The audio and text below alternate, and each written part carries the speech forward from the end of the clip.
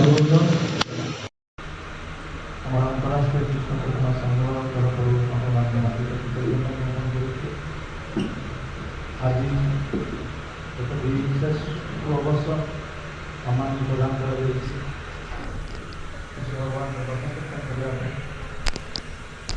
ତେଣୁ ଏଠାକାର ଯେଉଁ ଉଦ୍ୟୋକ୍ତା ଏବଂ କର୍ମକର୍ତ୍ତା ଯେଉଁମାନେ ଏହି କାର୍ଯ୍ୟକ୍ରମକୁ ବହୁ ଭାବରେ ସହଯୋଗ କରୁଛନ୍ତି ଏବଂ ସଦିଚ୍ଛା ପ୍ରଦାନ କରୁଛନ୍ତି, ସେଥିପାଇଁ ମୁଁ ମୋର ଅନ୍ତରର କୃତଜ୍ଞତା ଜ୍ଞାପନ କରୁଛି। ବର୍ତ୍ତମାନ ଜଗନ୍ନାଥ ମହାପ୍ରଭୁ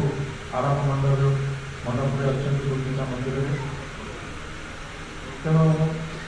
ଭଗବାନ କୃଷ୍ଣ ଯିଏ ହେଉଛନ୍ତି ଜଗନ୍ନାଥ ଏବଂ କୃଷ୍ଣ ଏବଂ ଜଗନ୍ନାଥଙ୍କ ମଧ୍ୟରେ ଯଦି ଆମେ ତୁଳନାତ୍ମକ ପାର୍ଥକ୍ୟ ଦେଖିବା, ତାହେଲେ କୃଷ୍ଣଙ୍କର କରୁଣା ଏବଂ ଜଗନ୍ନାଥଙ୍କ କରୁଣା ଭିତରେ ପାର୍ଥକ୍ୟ ରହିଛି। ତେଣୁ ବିଶେଷ କରି ଭଗବାନ କୃଷ୍ଣ ଆସିଛନ୍ତି ଦ୍ୱାପର ଯୁଗରେ ଏବଂ ସେ ଅର୍ଜୁନଙ୍କୁ ପ୍ରତୀକ କରି ସମଗ୍ର ଗୀତାବାଣୀର ଉପଦେଶ ପ୍ରଦାନ କରିଛନ୍ତି, ଯେଉଁଟାକି ଆମମାନଙ୍କ ପାଇଁ ସର୍ବଧର୍ମାନ୍ ପରିତ୍ୟଜ୍ୟ ମାମେକଂ ଶରଣଂ ବ୍ରଜ ଅହଂ ତ୍ୱଂ ସର୍ବପାପେଭ୍ୟୋ ମୋକ୍ଷୟିଷ୍ୟାମି ମା ଶୁଚ। ତୁମର ସମସ୍ତ କିଛି, ତୁମର ଦେଶ ଧର୍ମ, ଶରୀର ଧର୍ମ, ମନ ଧର୍ମ ଇତ୍ୟାଦି ଏସବୁ ପରିତ୍ୟାଗ କରି ଏକମାତ୍ର ମୋର ଶରଣରେ ଆସିବା କଥା କହିଛନ୍ତି। କିନ୍ତୁ ଶରଣାଗତିର ମାର୍ଗକୁ ନିଜେ ଆଚରଣ କରି ଶିକ୍ଷା ଦେଇନାହାନ୍ତି, କେବଳ ଥିଓରିଟିକାଲି କଥା କହିଛନ୍ତି, ପ୍ରାକ୍ଟିକାଲି ନିଜ ଜୀବନରେ ଆଚରଣ କରିନାହାନ୍ତି। ତେଣୁ ପ୍ରାକ୍ଟିକାଲି ଆଚରଣ କରିବା ପାଇଁ ଯିଏକି ନିଜେ ଭଗବାନ କୃଷ୍ଣ ଚୈତନ୍ୟ ମହାପ୍ରଭୁ ରୂପରେ ଆସିଲେ, ଯାହାଙ୍କର ଆଜି ଆପଣ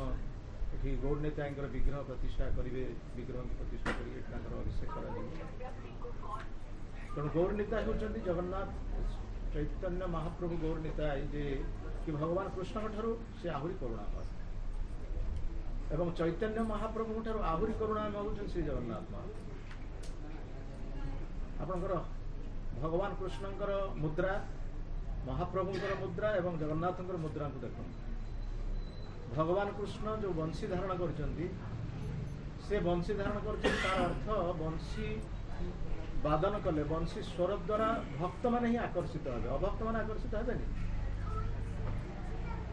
ଅଭକ୍ତମାନେ ତ ବିଭିନ୍ନ ପ୍ରକାର ତାଙ୍କର ସବୁ ଧନ୍ଦା ଅଛି, ବୈଷୟିକ ଧନ୍ଦା, ଭୌତିକ ଧନ୍ଦା, ବିଭିନ୍ନ ପ୍ରକାର ଧନ୍ଦାରେ ସବୁ ଅଛନ୍ତି। ସିଏ କାହିଁକି କୃଷ୍ଣଙ୍କର ବଂଶୀ ସ୍ୱର ପ୍ରତି ଆକୃଷ୍ଟ ହେବେ? ସେ ଭକ୍ତ ସେ ଆକୃଷ୍ଟ ହେବ। ତେଣୁ ଭକ୍ତମାନଙ୍କୁ ଆକର୍ଷିତ କରିବା ପାଇଁ ଭଗବାନ କୃଷ୍ଣ ବଂଶୀ ବାଦନ କରୁଛନ୍ତି। ଆଉ ସେ କହିଛନ୍ତି ଅଶ୍ରଦ୍ଧାଳୁ ଲୋକକୁ ମୋ କଥା କହିବନି। ଭଗବାନ କୃଷ୍ଣଙ୍କର କଥା ଅଶ୍ରଦ୍ଧାଳୁ ଲୋକ, ଯେଉଁମାନେ ଶ୍ରଦ୍ଧାବାନ ନୁହନ୍ତି, ସେମାନଙ୍କୁ ତାଙ୍କ କଥା କୁହାଯିବନି। କିନ୍ତୁ ଚୈତନ୍ୟ ମହାପ୍ରଭୁଙ୍କର ହସ୍ତର ମୁଦ୍ରା ସରେଣ୍ଡର। ନିଜେ ଭଗବାନ କୃଷ୍ଣ ସରେଣ୍ଡର କରୁଛନ୍ତି। ଆମେ ଶରଣାଗତିର ମାର୍ଗଟା ଆମେ ଶିଖଉଛୁ କେମିତି? ଶ୍ରୀକୃଷ୍ଣ ଚୈତନ୍ୟ ପ୍ରଭୁ ଯିବେ ଦୟା କରି, ସୋ ପାର୍ଷଦ ସ୍ୱୀୟ ଧାମ ସହ ଅବତରି, ଅତ୍ୟନ୍ତ ଦୁର୍ଲଭ ପ୍ରେମ କରିବା ଆରେ ଦାନ, ଶିଖାଏ ଶରଣାଗତି ଭଗତର ପ୍ରାଣ। ଯେଉଁ ଶରଣାଗତିର କଥା କହିଥିଲେ ଭଗବାନ କୃଷ୍ଣ, ତାକୁ ଏଇ ନିଜ ଜୀବନରେ ଆଚରଣ କରି ନିଜେ ଆଚରଣ କରୁଛନ୍ତି। ହାତ ଟେକି ଉପରକୁ ସମସ୍ତଙ୍କୁ କହୁଛନ୍ତି ତୁମ ଶରଣାଗତି ଆଚରଣ କର କୃଷ୍ଣଙ୍କ ଠାରେ। କିନ୍ତୁ ଜଗନ୍ନାଥ ମହାପ୍ରଭୁଙ୍କର ହସ୍ତର ମୁଦ୍ରା, ସେ କହୁଛନ୍ତି ଶରଣାଗତି କରିବାର ଆବଶ୍ୟକତା ନାହିଁ, ଶରଣାଗତ ହେବାର ଆବଶ୍ୟକତା ନାହିଁ, ମୁଁ ତୁମକୁ ଆଲିଙ୍ଗନ କରିବା ଆସ। ହସ୍ତର ମୁଦ୍ରା ଆଲିଙ୍ଗନର ମୁଦ୍ରା, ସେ ଆଲିଙ୍ଗନ କରିବା ପାଇଁ ଚାହୁଁଛନ୍ତି। ତେଣୁ ସେଥିପାଇଁ ଏଇ ଯେଉଁ ରଥଯାତ୍ରା, ଏ ରଥଯାତ୍ରାରେ ଯେଉଁମାନେ ଆସିପାରୁନାହାନ୍ତି ମନ୍ଦିରରେ ଦର୍ଶନ କରିବା ପାଇଁ ସୁଯୋଗ ନାହିଁ। ସାଧାରଣତଃ ବିଦେଶୀ ଲୋକମାନେ, ପାଶ୍ଚାତ୍ୟ ଦେଶୀୟ ଲୋକ, ହିନ୍ଦୁମାନଙ୍କୁ ଛାଡ଼ି ଅନ୍ୟାନ୍ୟ ଦେଶର ଲୋକମାନେ, ସେମାନେ ଜଗନ୍ନାଥ ମନ୍ଦିରକୁ ଜଗତର ନାଥ କୁହାଯାଉଛି, କିନ୍ତୁ ଜଗନ୍ନାଥ ମନ୍ଦିରରେ ଦର୍ଶନ କରିବା ପାଇଁ ସୁଯୋଗ ନାହିଁ। ତେଣୁ ସେମାନଙ୍କ ପାଇଁ ରଥଯାତ୍ରାରେ ଜଗନ୍ନାଥ ମହାପ୍ରଭୁ ସୁଯୋଗ ଦେଉଛନ୍ତି, ଆସ ମୋ ରଥର ଦୌଡ଼ି ଧରିକି ଟାଣ, ମୋତେ ସ୍ପର୍ଶ କର, ମୋତେ ଆଲିଙ୍ଗନ କର। ଯଦିଓ ପ୍ରଶାସକ ମାନେ ସେ ସବୁ ବିରୋଧ କରୁଛନ୍ତି, ତୁମେ ରଥ ଚଢ଼ି ପାରିବନି, ଇଏ କରିବନି, କିନ୍ତୁ ଜଗନ୍ନାଥ ମହାପ୍ରଭୁ ସେ କରୁଣାମୟ, ସେ ସମସ୍ତଙ୍କୁ ସୁଯୋଗ ଦେଉଛନ୍ତି, ତୁମେ ଆସ ଏଇ ରଥଯାତ୍ରାରେ ଭାଗ ନିଅ। ଗୋଟେ ଉଦାହରଣ ଦେବି, ଯେତେବେଳେ जनक रोग हुए माने सामयिक रोग हुए सेतबेले से डाक्तर पाखु जाए डाक्तर पाखु जाइए तार रोगर कथा कहे और डाक्तर जहाँ औषध लिखि दिखते से प्रेस्क्रिप्शन नहीं से औषध किणी तार औषध खाए किंतु जितेबाला रोगी की बेडरिडन हो जाए जितेबाला से माने पड़ जाए बिछण से से आ जापर डाक्तरखाना से डाक्तर कौन करते ना डाक्तर निजे आस से डाक्तर हूँ जगन्नाथ महाप्रभु एवं से जगन्नाथ महाप्रभु रोगी पाखु आस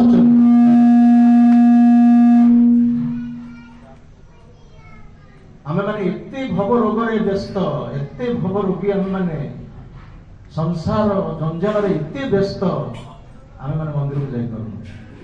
किंतु सी कृपा करके मंदिर मध्य बाहर कौन सी मंदिर में बड़ विग्रह आसती ना बाहर विजय प्रतिमा मैंने आसती किंतु जगन्नाथ निजे स्वयं आसुच्च करुणा किए प्रदर्शन कर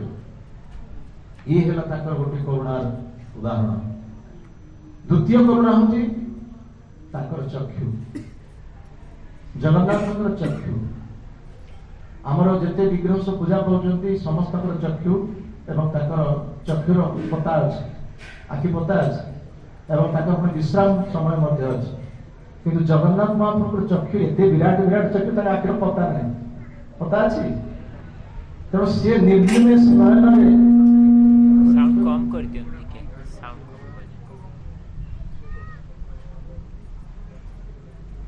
से निर्निमेष नयन समस्त भक्त को दर्शन करने चाहते आम आखि पता पड़ जामको निद्रा आसी जाऊँगी किंतु तांकर आखिरे निद्रा नहीं एवं जितेबाला मत विश्राम दि जाऊँगी से कौ मैंने आसिक सेवा कर कौ मैंने पाखे आसी पहुँच देवता मैंने आसिक पहुँच दिन समय दिवा समय मनुष्य मान रात्रि समय देवता मान निमित्त देवता मान विश्राम समय कहीं आखिरे पता नहीं और विश्राम ना आखि पता थे सीना आखि पड़ो निद्रा जी तेणु से निद्रा जाऊना ये है द्वितीय करुणा तृतीय करुणा हूँ प्रसाद महाप्रसाद आम मान गुरुदेव माला देते जप करने चैतन्य महाप्रभु नाम प्रचार कर महामंत्र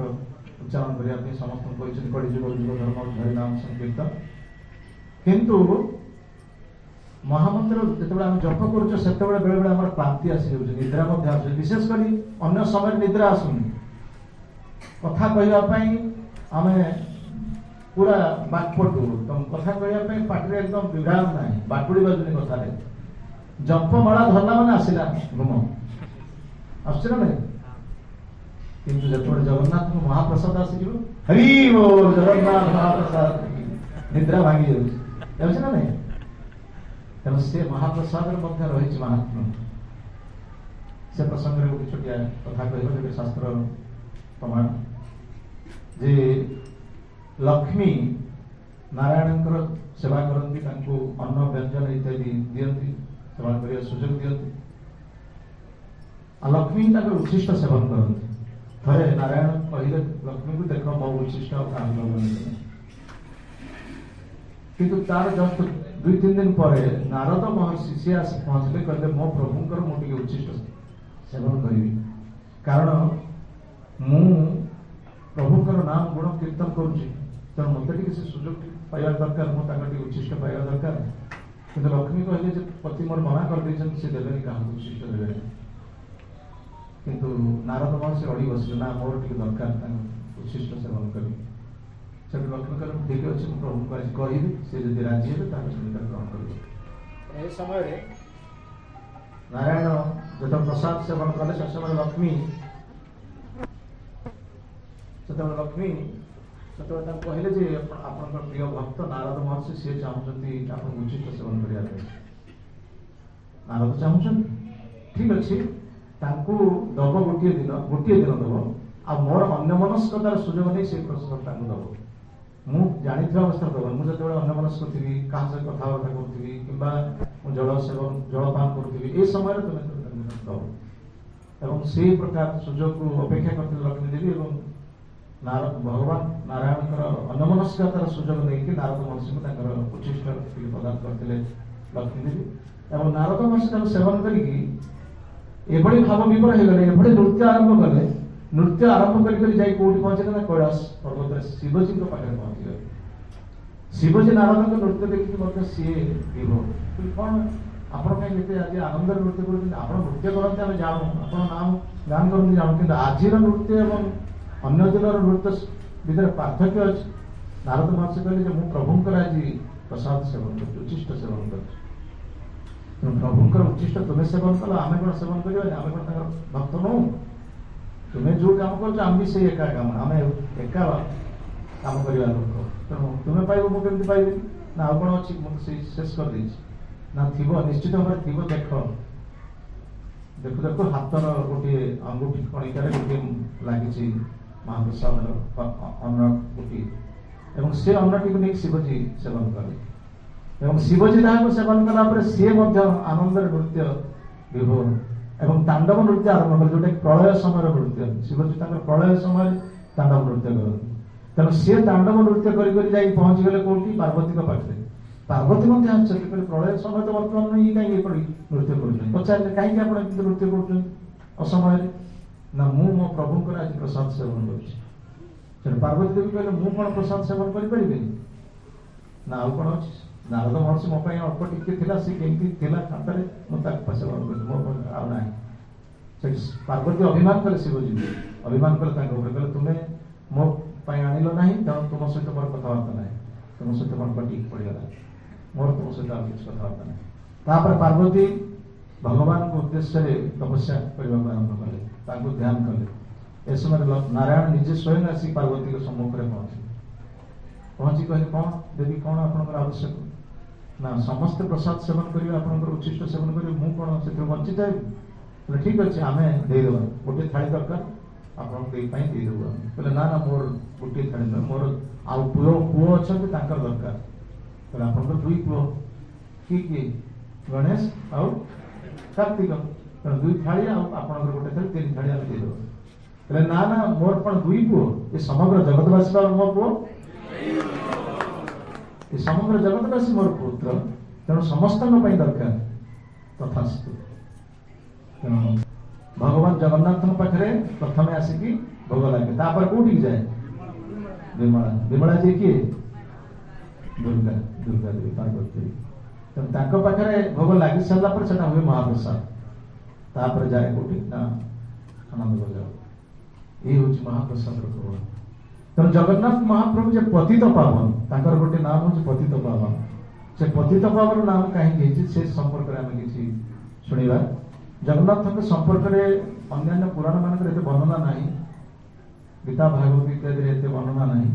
स्कंद पुराण वर्णना कर बहु वर्ष पूर्वे उत्कलर गजपति रामचंद्र देव से राजत्व करते से शासन करते मुसलमान शासक मान करते सुबेदार भाव से जन को नियुक्त करते उत्कल नाम हूँ टाकी खां टाकी खां नाम जन सुबेदार थे से देखिले ये जगन्नाथ मंदिर जो जगन्नाथ मंदिर को बहु भक्त आसुच्च बहु भिक्षा डोनेशन से मंदिर लोभ है कौन कारण क्रम जब उत्कल को अधिकार कर जगन्नाथ मंदिर मो आधिपत्य को आसी तेणु सी कौन कले ना रामचंद्र देव विरुद्ध युद्ध घोषणा कले दिल्ली रु सैन्य मैंने आसिक आम उत्कल जो मुष्टिमेय सैन्य सहित कौन युद्ध करेंगे तेणु से युद्ध में कृष्ण रामचंद्र देव परास्त हो परास्त होगा बंदी करागला बंदी करागला ये गोटे टाकी खां गोटे कौशल चिंता कले कि भाव में जगन्नाथ मंदिर प्रति लोक दुर्बलता अधिक तेणु कौन समय जब जगन्नाथ मंदिर को अधिकार कर विद्रोह आरंभ हो विद्रोह आरंभ है मुझे विद्रोह को दमन करें गोटे कौशल से पांचे से कौशल कौन ना राजा रामचंद्र देव निकट जा पहुंची कहले मोर गोटे भौणी अच्छी तुम्हें जब मो भौणी को बह करने को राजी हे ताहले तुमको मुक्त करदेवी आ तुमको तुम मंदिर कौन प्रकार किसी अधिकार करी ना कि उत्कल त्याग उत्कल छाड़ी पड़े तेणु राजा रामचंद्र देव कहले मुझे हिंदू मुझ कर मुसलमान रमणी को बह करी तुम्हें मुसलमान तुम भौणी तुम भौणी को बह कर कौन समय तुम भौणी को विवाह कर तुम्हें जदि भौणी को विवाह न कर ताले तुम मंदिर एवं उत्कल राज्यर अवस्था सांघातिक हो गोटे समय तुमको दि जाऊँगी यही समय तुमको दिगला ये समय भर तुम स्थिर कर और मत जन गोटे रात्रि दिगला राति चिंता करके परदिन से जनइबे से दिन राति रामचंद्र देव आ शोई पाना जगन्नाथ महाप्रभु चिंता कर कौन कर ये समय रात्रि प्राय अर्धरात्रि 12टा हम राति मध्यरात्रि ये समय गीत गोविंदर गान शुणागला गीत गोविंद कहार प्रिय जगन्नाथ महाप्रभुଙ୍କର प्रिय गीत गोविंद तेणु गोटे छोट रमणी स्त्री झील पिलाटी गाई गाई कि से आसूची गीत गोविंद राजा देखुच राजा को रात निद होनी ए विषय चिंता करके से देखुं गोटे झील पिलाटी गीत गोविंद गान करके आसूची एवं गीत गोविंद जो से गान करके आसी पहुंची गला राजा पाखे से राजा पचारे तुम्हें किए तुम्हें गीत गोविंद कौन गान कर मुसलमान ये जो परिवेश मध्य तुम्हें केमती गीत गोविंद शिखिल से कहले जे मु गीत गोविंद मो माँ ठार शिखी तुम्हें किए ना मु हूँ ताकि खार भौणी मो ना हूँ राजिया तुम्हें मुसलमान कन्या है तुम्हें किभली भाव गीत गोविंद शिखिल ना मो माँ हूँ हिंदू किंतु मोर पिता हूँ मुसलमान तेणु मो भाई जे सी बापा भाई मोर माँ भाई माँ मत जगन्नाथ महाप्रभु वंदना भजन जनाण इत्यादि से सब शिखी तेणु ये गीत गोविंद मुझे ही शिखी तेणु से गीत गोविंद मुझे गान करके आसी पहुँची तेणु आपण को गोटे अनुरोध करुच्ची आपण मत बहुत करने राजी हो जाओ सहीटा तो हूँ समस्या से तो भाई कही मुझे तो मना कर संपूर्ण भाव तेरे आप मना कर भविष्य में बड़ा अनिष्ट हम जब आप मत बहुत न करें मुझे बहुत करी तुम्हें तो मुसलमान तो मुझे मत कर मुझे अनुरोध करी गोटे शर्त रखुची आपण मत बहुत कर चारिड़े प्रचार हम किंतु प्रकृत में मो सहित आप कौन शारीरिक संपर्क रही आप राजी ना हेले तो आम मंदिर को रक्षा कर जगन्नाथ मंदिर तो रक्षा हो समस्ते जानवे भाई जानवे परिवार समस्ते जानवे उत्कल देशवासी जानवे जे मु आपन को विवाह करी मो सहित आप कौन संपर्क से राजा राजी राजी एवं परदिन चारिड़े प्रचार हो गला उत्कल गजपति एक मुसलमान रमणी को विवाह कर किंतु आ गोटे बड़ समस्या आसिक पहुंचला जे मुसलमान हो गला पर जगन्नाथ मंदिर प्रवेश करने को अधिकार मिल कि तो राजा जे प्रथम सेवक जगन्नाथ विरोध कर परिवार में समस्त राणी मैंने विरोध कले एवं चारिड़े प्रचार हो राजा मुसलमान हो जाए मंदिर भर प्रवेश करें राजा बड़ समस्या है तो राजा जी जगन्नाथ प्रिय भक्त सी जगन्नाथ दर्शन करने सुजोग प्राप्त हो पारे तेणु सी समस्त सेवक मैंने निजर प्रजा मैंने समस्त शोगला खोर्धार था राजबाटी से छाड़ी से आसती अरुण स्तंभ पाक प्रत्येक दिन एवं से राति क्रंदन कर जगन्नाथ महाप्रभु निकट क्रंदन करते मुझे आप दर्शन कर पारे समस्त दर्शन कर मुझे दर्शन कर पारे तेणु 3 दिन 3 राति ये भाव आसिक पहुँचिक सबुदिन क्रंदन करने तृतीय राति निजे जगन्नाथ महाप्रभु सिंहासन उठी आसिक जो आप पतित पावन मूर्ति रही से स्थान में जगन्नाथ महाप्रभु आसिक राजा रामचंद्र देव को दर्शन एवं कहले तुम्हें आमको सुरक्षा देवाई कार्य कल किंतु चारिड़े लोक मान प्रचार अलग प्रकार हो गला तेणु से मोर निज आस चली आसी तुमको दर्शन देवाई तुम प्रत्येक दिन ये आसब राति मुझे तुमको दर्शन देवी परदिन देखागला कि पंडा मैंने देखुं मंदिर सिंहासन रु एपर्यंत समस्त सब विपर्यस्त वस्त्र पड़ी पत्र फूल इत्यादि सब पड़ी जगन्नाथ वस्त्र विन्यास सब अलग प्रकार हो तेणु कौन घटना चोर की पड़ी ना कौन होती कहीं सेवार त्रुटि है ये प्रकार समस्त सेवक मैंने चिंता कर राति स्वप्न जगन्नाथ महाप्रभु कहले तुम्हें मोर प्रिय भक्त को दर्शन करने सुजोग देन मुझे आसिक से दर्शन तेणु तुम्हें जो मैंने दर्शन करने को सुजोग पाई पारना अंत पक्षे मंदिर भर प्रवेश करने जो मैंने सुजोग पाई पारना से मोर गोटे प्रतिमूर्ति तुम्हें निर्माण कर जो मैंने दर्शन कर पारना अंतत से दर्शन करेंगे और जगन्नाथ दर्शन सुजोग लाभ करेंगे। आ से दिन ठार से पतित पावन मूर्ति से निर्माण और जो मैंने दर्शन कर पारना दर्शन करके सुजोग लाभ कर जगन्नाथ अन्य एक महात्मा रही सी होती गर्भ गंजन भक्तर गर्भ मध्य से गंजन कर सुदर्शन चक्र पाखे अच्छी एवं सुदर्शन चक्र प्रकृत रहा कौटी रहा कथा कौटी डाहण दक्षिण पार्श्व रहा कथा सुदर्शन चक्र कौटी अच्छी बाम पार्श्व अच्छी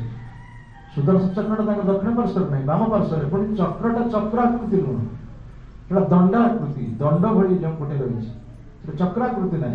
दंड भली रही सुदर्शन चक्र को प्रति दंड आरोप कहीं तार रही वर्णना थे जगन्नाथ महाप्रभु सुदर्शन चक्र कहे जाओ मोर जन भक्त ये समुद्र कूल बसिकी मत स्मरण कर मो पाक नहीं आस सुदर्शन चक्र सी कहे मो ठार आउ जन कौन बड़ भक्त अच्छे मु प्रभु पाखे रोची तेणु मो ठार आउ जन कौन प्रिय भक्त अच्छा पुणी महाप्रभु पुणी डाकुन सी आसिक दर्शन करेंगे ये कि प्रकार कथा तथापि प्रभु आदेश जावाक पड़ो और जाकि देखिले समुद्र कूल बस जड़े विराट मर्कट से मर्कट किए हनुमान तेणु से हनुमान को जाई कहले आपण को प्रभु स्मरण कर आसन तेणु प्रभु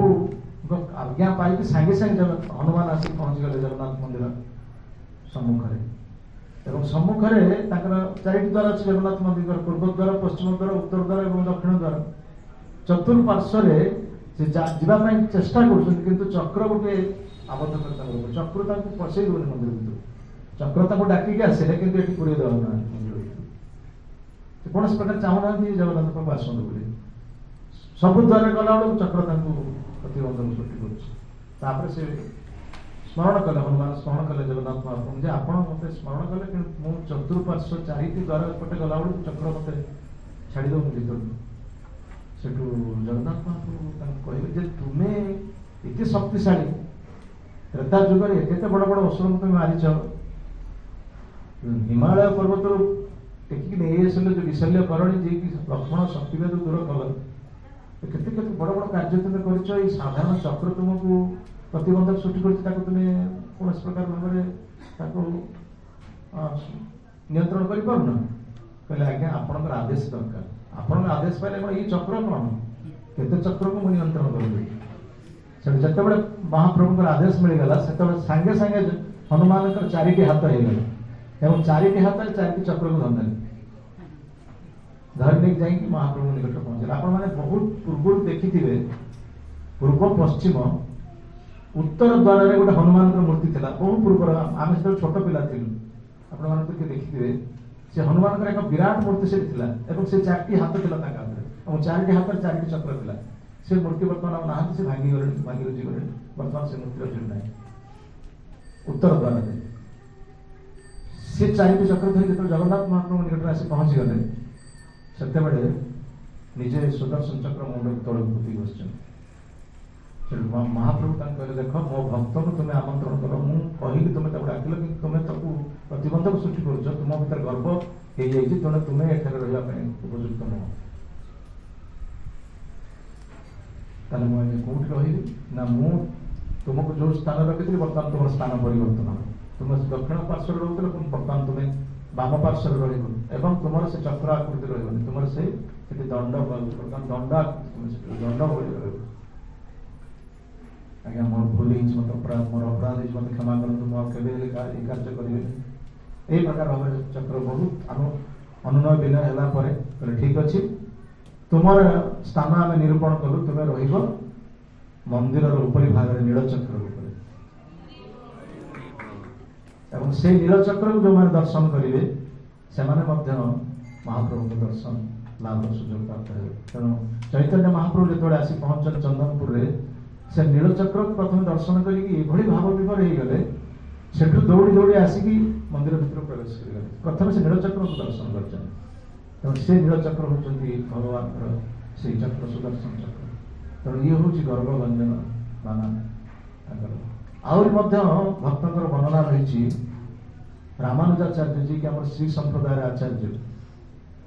सी दक्षिण में बहुत प्रचार एवं श्रीरंगम जाइए जो मैंने श्रीरंगम को मैंने जाइए श्रीरंगम रंगनाथ मंदिर अच्छी से रंगनाथ मंदिर रामानुजाचार्य समाधि अच्छी जब एवं सुधा आप देखिले रामानुजाचार्य जो चक्षु अच्छी से जीवंत लोकर चक्षु पर जना पड़े शरीर रोम सब बाहरी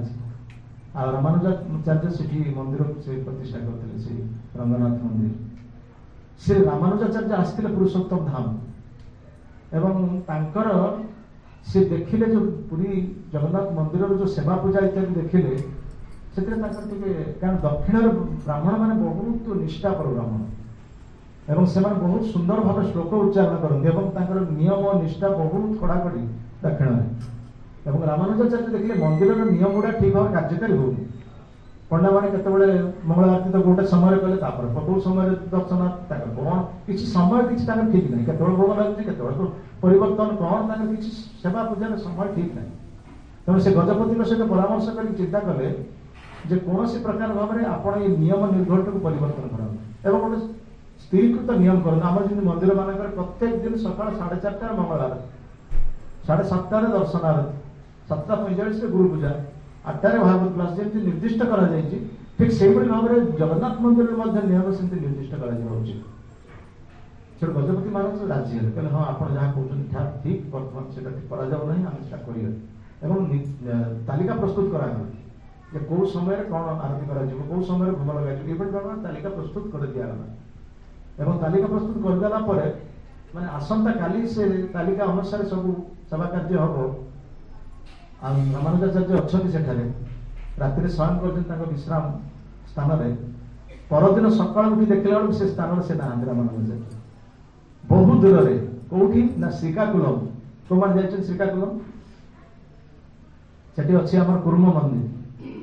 भगवान कच्छप अवतार से कच्छप से पूजा पाते भगवान चैतन्य महाप्रभु दर्शन जाते कूर्म मंदिर दर्शन जाते से पुष्टि वासुदेव विक्रम सहित साक्षात आलिंगन कर चित्र कूर्म मान सब कच्छप मान सब चारिपटे अच्छा से कच्छप देखा धड़ा धड़ा से श्रीकाकुलम पाखे गोटे गात भीतर पड़े पुरी मंदिर कौटी श्रीकाकुलम कौटी सका उठी सूर्य किरण जब पड़ा रामानुजाचार्य उठी देखला कौटी अच्छी गोटे खाल पड़े पाखे अच्छी बड़ बड़ पक्षीर पाद चिन्ह से पक्षीर पाद चिन्ह बड़ बड़ पाद चिन्ह पड़े से तार पक्षी किए सी आने फोपाड़ी जगन्नाथ महाप्रभु जो समय ग्रहण कर सेवक मान समय जो समय सेवा प्रदान कर से ग्रहण कर गोटे आसी मोर नियम बाहर कर तेणु कौन प्रकार सेवा को ग्रहण करने जगन्नाथ महाप्रभु राजी नुह तेणु से फोपाड़ी एवं सेठी रही से चिंता कले एठी मु गोटे पांडुलिपि प्रस्तुत कर गोटे पुस्तक मुझे या नीति नियम सब पूजार ए प्रकार भाव से आरंभ कर कार्य एवं ये पवन झड़ तोफान है से पांडुलिपि सब उड़े नहीं फोपाड़ा यही प्रकार हूँ महाप्रभु इच्छा तेणु महाप्रभु इच्छा जहाँ सी ताही कार्यकारी कर मनुष्य कोटि वांछा कबू सिद्ध न ईश्वर जे इच्छा से ही सिद्ध है तेणु ये हूँ जगन्नाथ महाप्रभुंर अपार करुणा जगन्नाथ महाप्रभुंर बहु कहानी बहु सत्य कहानी सब रही तेणु सी जगन्नाथ महाप्रभु विशेषकर से प्रतिमा रूप से आम पूजा ग्रहण कर प्रतिमा नुहति साक्षात ब्रजेन्द्र नंदन आज आपंकर ये विग्रह प्रतिष्ठा हम तेणु विग्रह रूप में भगवान भक्त मान कृपा प्रदान कर कारण भगवान जो सच्चिदानंद रूप तांकर सन्मय चिन्मय एवं आनंदमय अप्राकृत रूप को आम ये चर्म चक्षु द्वारा आम दर्शन कर कारण आम ये प्राकृत चक्षु द्वारा अप्राकृत वस्तु को आम के दर्शन कर तेणु से अर्चा अवतार हो विग्रह रूप से सेवा ग्रहण कर तेणु से विग्रह से साधारण प्रतिमा नुह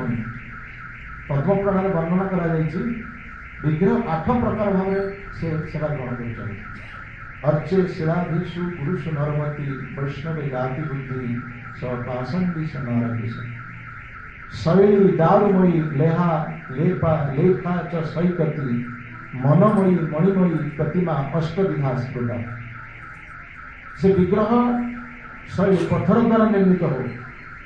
पत्थर द्वारा आपंकर जो बलदेव जी मंदिर केन्द्रापड़ा से विग्रह होती पत्थर आज जो पहंडी कर बहुत कष्ट हुए सेवक मैंने आने अब से सेवा ग्रहण कर दारू जगन्नाथ महाप्रभु दारू रूप से पूजित होती श्रीमंदिर चित्रपट रूप से पूजा से ग्रहण कर बाली करते कि बलराम दास आम जो दादा भक्ति वर्णना रही जो रथ उपर छाड़ी न दिगला सी समुद्र कूल जाकि बाली में 3टा रथ तैयारी करके जगन्नाथ को रखिदे जगन्नाथ को सीट रखिदे जगन्नाथ रथ चलिए बड़दान बाली में तैयारी आम जो कांथ या चित्र से चित्र भगवान आम सेवा ग्रहण कर मनरे आम चिंता करुचे भगवान को मनरे भगवान कहते गीतार मनमना भव मद भक्त मज्जा जी मान नमस्कु तेना मनरे सी आम चिंता कले सी सेवा ग्रहण कर मनमयी मणिमयी प्रतिमा अलंकार युक्त ये जो विभिन्न प्रकार सब धातु द्वारा जो निर्मित भगवान को विग्रह द्वारा सेवा ग्रहण कर ये प्रकार भाव विग्रह सेवा ग्रहण कर तार साधारण लोकंर कहवा कथा हूँ आम कहीं मंदिर को जावा मंदिर कौन ठाकुर अच्छा जगन्नाथ भगवान कौन मंदिर अच्छा भगवान अच्छा लोक मान हृदय मध्य दरिद्र लोक मान भर दरिद्र नारायण सेवा कर मानवर सेवा ही माधवर सेवा बोली कहते मानवर सेवा कर मानव भितर भगवान अच्छा तेणु मानव सेवा कले से माधव सेवा मानवर यार सेवा करा पशु पक्षी मारिक खाइबा ये कि प्रकार सेवा 4 गोड़िया 2 गोड़िया प्राणी को काटिक मारिक खाइबा किंतु मानवर सेवा करबा service to mankind is service to God आ दरिद्र नारायण दरिद्र व्यक्ति भीतर केवल नारायण अच्छा धनी व्यक्ति भीतर ना छेड़ी भीतर नारायण ना कुकुड़ा भीतर नारायण ना दरिद्र व्यक्ति भीतर नारायण ना महात्मा गांधी कहले हरिजन केवल हरिजन जो मैंने निम्न स्तर अच्छा हरिजन उच्च वर्ण जो मैंने अच्छा हरिजन नुह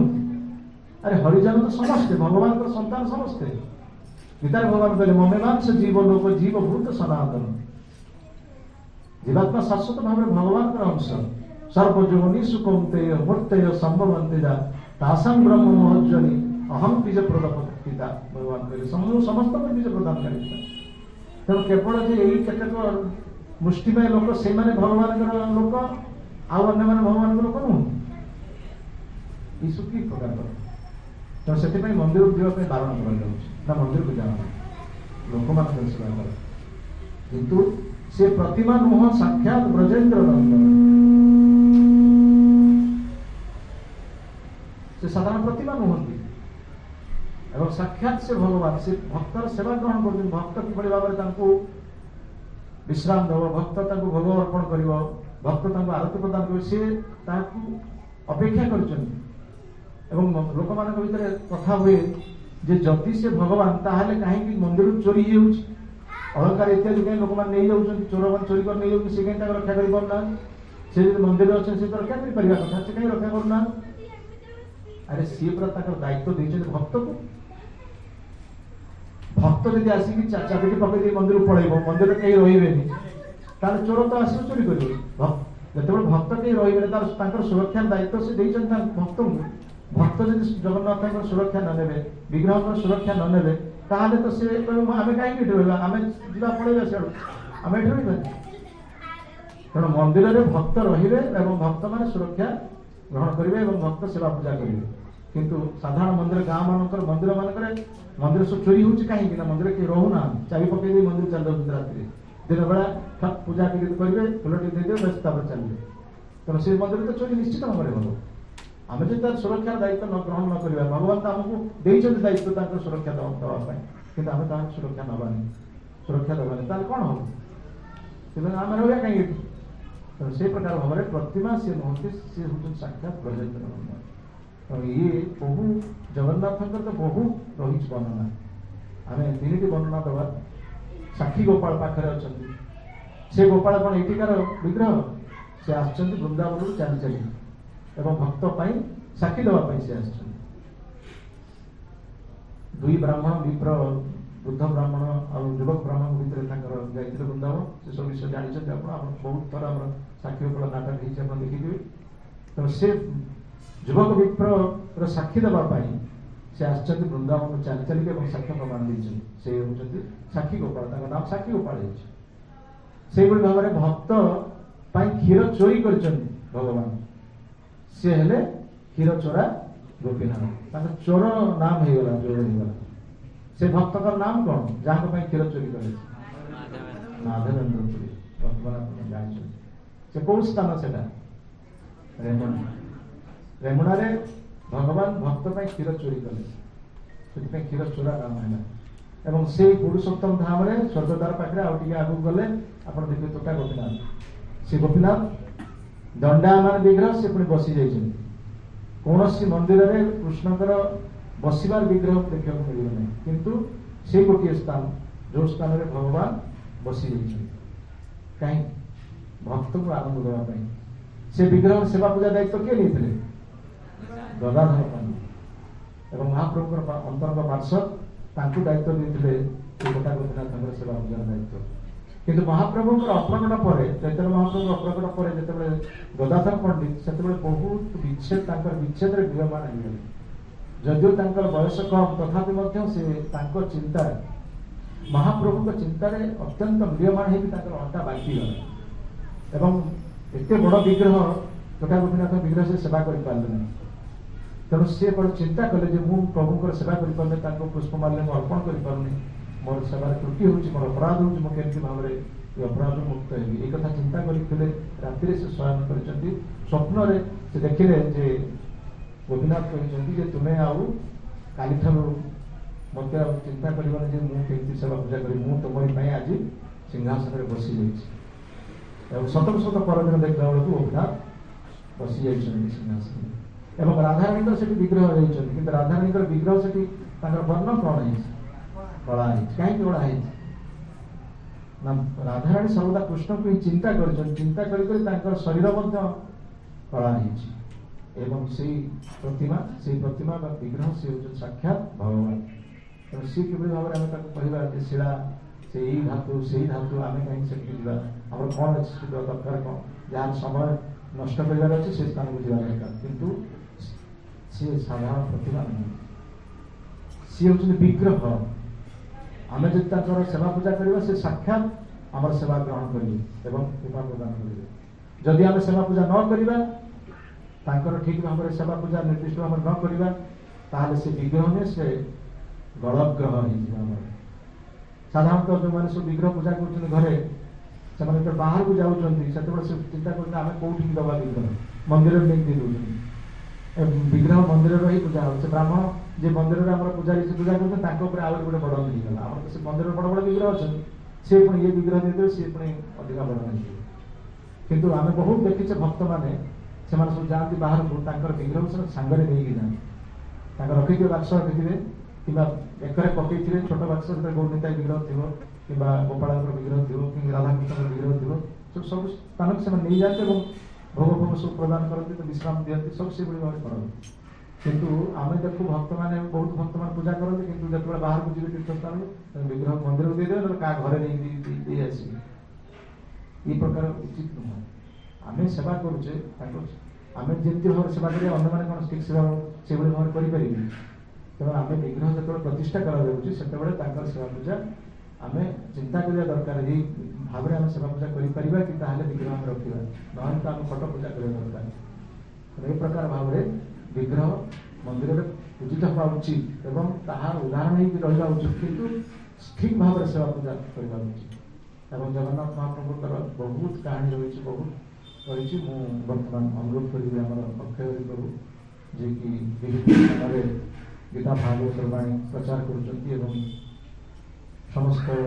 ସ୍ଥାନରେ ଆମର ନାମ କେନ୍ଦ୍ର ମଧ୍ୟ ସ୍ଥାପନ ହେଇଛି। ବହୁ ସ୍ଥାନରେ ସବୁ शाखा रही बर्तमान उद्यम हेतु बहुत अनुप्राणित भक्त मैंने होती आम अनुरोध करवा सी मैंने किसी भागवत कथा करेंगे। जय श्री श्री जगन्नाथ बलदेव सुभद्रा महारानी की, विराचल श्री क्षेत्र पुरुषोत्तम धाम की, जय श्री श्री गौर निताय की, समवेत गौर भक्त वृंद की, श्रील प्रभुपाद महाराज की, श्रील गुरुदेव की, गौर प्रेमानंद हरि।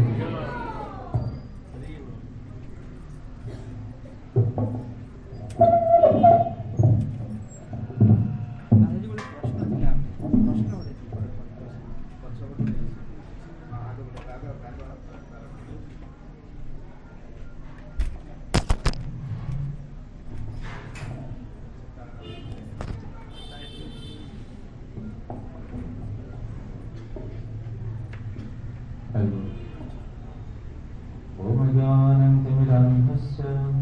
ज्ञानाञ्जनशलाकया चक्षुरुन्मिलितं येन तस्मै श्रीगुरवे नमः। श्रीचैतन्यमनोभीष्टं स्थापितं येन भूतले स्वयं रूपं तदामृतं ददाति स्वपदान्तिकम्। वन्देऽहं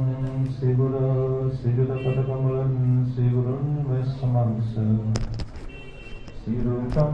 सत्रजातं सहगणरघुनाथान्वितं तं शरीरं साद्वैतं सावधूतं परिजनसहितं कृष्णचैतन्यदेवं श्रीराधा कृष्णपादं सहगणललिता श्रीविशाखान्वितांश्च। नमो विष्णुपदाय कृष्णपृष्ठाय भूतले श्रीमते भक्तिवेदान्त स्वामिनिति नामिने। नमस्ते सरस्वती देवे गौरवाणी प्रचारिणे निर्विशेष शून्यवादी पाश्चात्यदेशतारिणे। जय श्री कृष्ण चैतन्य प्रभु नित्यानंद श्री अद्वैत गदाधर शिवासादि गौर भक्त वृंद। हरे कृष्णा कृष्ण कृष्ण हरे हरे, हरे राम राम राम हरे हरे। ओम नमो भगवते वासुदेवाय, ओम नमो भगवते वासुदेवाय, ओम नमो भगवते वासुदेवाय।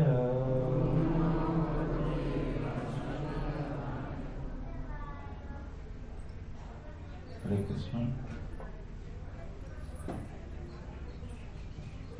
सर्वप्रथमे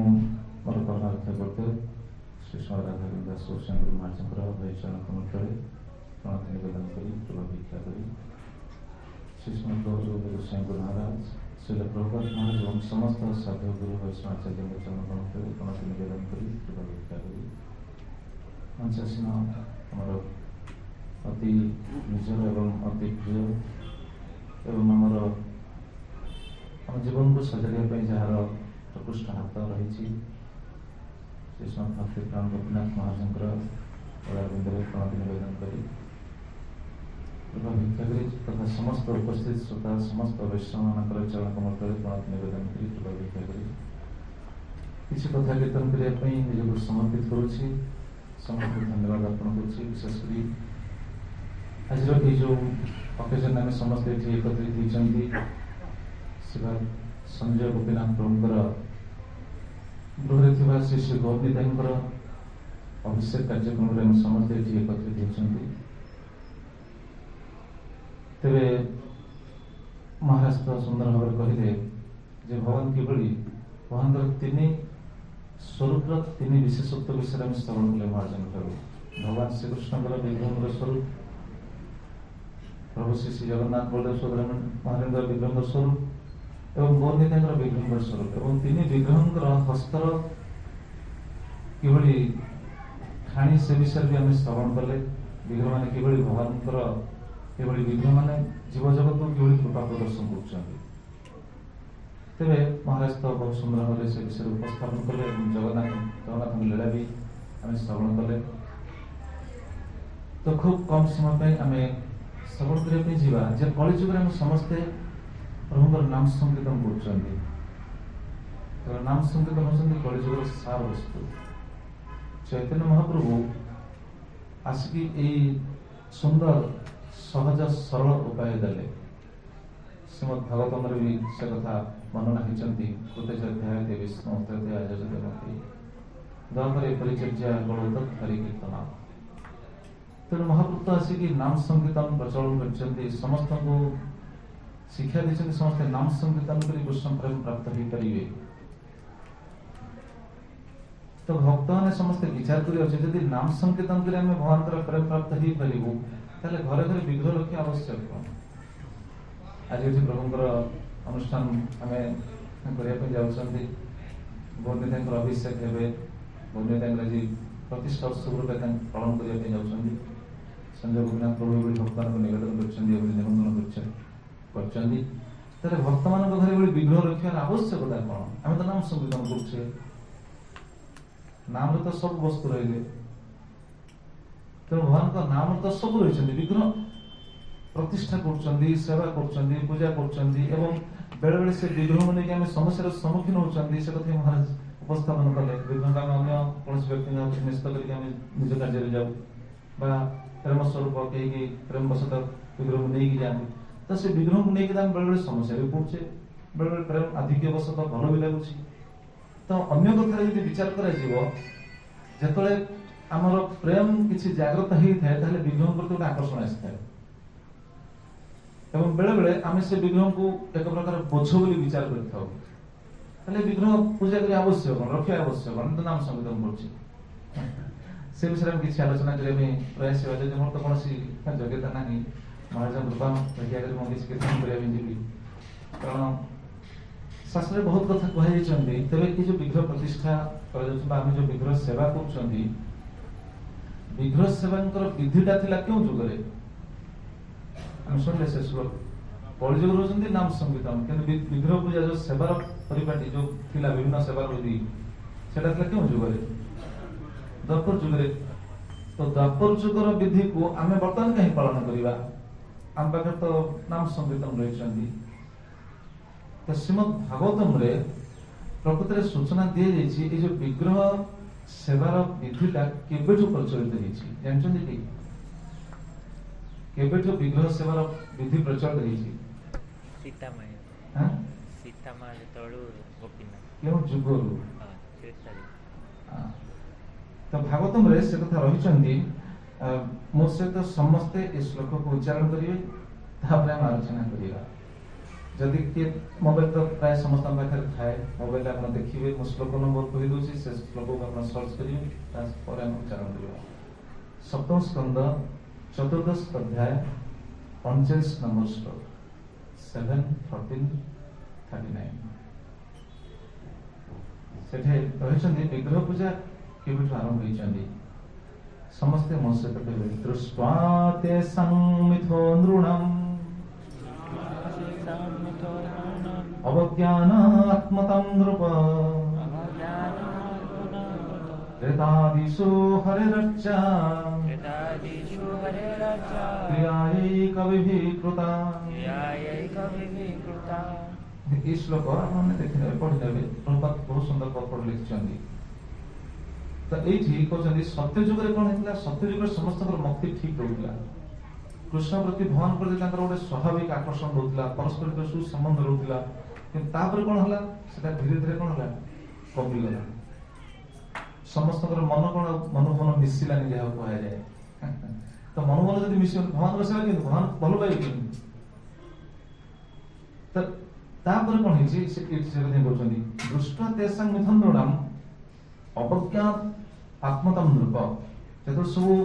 अश्रद्धापूर्ण सब आचरण सब देखागला और श्रद्धा रही भगवान गोटे श्रद्धा रही स्वाभाविक सत्यजुग लोक कौन मतीटा स्वाभाविक भगवान पाक लगुला। आम जो भक्ति करमर भक्तिटा रागानुगा भक्ति नुह रागानुगा स्तर आम किए ना आम सब क्यों स्तर वैधि विधि रही स्वाभाविक नुह स्वाभाविक माने जमी भगवान को भल पाइबा भगवान को स्मरण करवा स्वाभाविक स्वाभाविक माने जमी निश्वास आम कौन निश्वास प्रश्वास नबाणिया कर स्वाभाविक शोले क्रिया चली तो भगवान को से स्वाभाविक स्मरण कर सत्यजुग स्वाभाविक थिला तेणु तृतीय जुगठू ये जो कौन विग्रह प्रचलन व्यवस्था है भागवतम सिद्धांत दृष्टि आलोचना कर तो मन मन कहार मिसिले से त्रेतादीक्षु हरे बच्चा क्रिया कविभिकृता विद्वान माने से समय एटा प्रचलन कले तेरे आम जो आलोचना करने जाऊँ विग्रह पूजा किंतु एमती भी किसी लोग अच्छा से विग्रह को मानती ना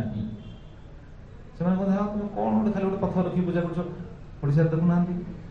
सनातन धर्मावलम्बी मैंने आप समस्त देखिए ग्रामांचल को जब जाऊे कौन स्थान देखिए आप अनुमान करें बुझी पारे प्रति गाँव में आप देखिए केते प्रकार विग्रह थे हाँ कि ना केते शिव मंदिर थे शिवजी विग्रह जो लिंग थे कौटी देवी मंदिर थे देवी मंदिर विग्रह न कौन थे खाली गोटे पत्थर थे पत्थर को सिंदूर बोल देते पूजा करते जाजपुर से गृह सामने सब कौन गोटे चांदनी टाइप कर किसी सब विग्रह कर पूजा करते तो देखो गोटे गाँ भीतर देखिए केते प्रकार विग्रह रही किंतु एमती भी किसी लोग रही तुम कौन पत्थर पूजा कर प्रभुपाद को ये क्वेश्चन सब आसुए प्रभुपाद को सब पचारे विदेशी लोग पचारे जो मैंने भक्तिर महिमा जानते ना जहाँ शास्त्रीय शब्द कहुए कौन नास्तिक विधर्मी से प्रभुपाद पाखे ये सब क्वेश्चन करते तुम कौन पत्थर पूजा कर पत्थर तो तुम घर पड़ी मार्बल तो घर पड़ी मार्बल विग्रह तैयारी पूजा कर प्रभुपाद बहुत सुंदर सिद्धांत सब शुणा बहुत सुंदर प्रभुपाद पाखे हूँ तो आम सब प्रश्न उत्तर देवाई सक्षम हो न पार आम जदि भी किसी प्रश्न उत्तर दौचु केवल प्रभुपाद ग्रंथ प्राप्त है निज बुद्धि नुह एटा समस्ते स्वीकार करेंगे किंतु प्रभुपाद जहाँ कहते सी आम महाराज कहते प्रभुपाद होती भगवान कौन कह एक प्रकार कंप्यूटर सब क्वेश्चन उत्तर पाखे अच्छे तो प्रभुपाद जो पचारती तुम्हें जो विग्रह सब पूजा कर कहीं पूजा कर पत्थर प्रभुपाद कहते हाँ पत्थर किंतु से सब पत्थर सामान नुह प्रभुपाद उदाहरण दिखती जमी उदाहरण आप प्रभुपाद युक्तियुक्त उदाहरण को कहीं काटी पारे अस्वीकार करें प्रभुपाद कहते अच्छा तुम्हें जो टंका रखीच से क्यों पेपर न्यूज पेपर क्यों पेपर कि न्यूज पेपर को तुम कौन कर पढ़ी सारा फोपाड़ी दौच महिला वस्तु व्यवहार कर महिला वस्तु सफा भी व्यवहार कर टंका से पेपर या रखुच क्यों से पकेट रखुच तो से तो पेपर तुम फोपाड़ी दौन घर भर देखुं पचारे किए घर फोटो थी पचारे किए ना आम बापा तो बापा तो ना से गोटे कागज तो कागज फोटो तुम कह बापा से बापा तो चली तो बापा प्रतिमूर्ति भी नहीं केवल आलेख फोटोटा को आम बापा बोली स्वीकार कर प्रभुपाद से कहते तेणु विग्रह आम जो विग्रह को पूजा कर विग्रह नुह महाराज कहते ना से विग्रह नुहति साक्षात ब्रजेन्द्र नंदन से प्राण प्रतिष्ठा कर भक्ति यहाँ हूँ भावर कथा केते सुंदर सब श्लोक रही जो सब विग्रह पूजा करा से विग्रह सब महिमा सब रही खास कर आम तो महाराज जमी तीन विग्रह तीन प्रकार विग्रह उदाहरण देले साकी गोपीनाथ आमर क्षीरचरा गोपीनाथ एवं टोटा गोपीनाथ साकी क्षीरचरा गोपीनाथ टोटा गोपीनाथ विग्रह जो आम महिमा श्रवण कले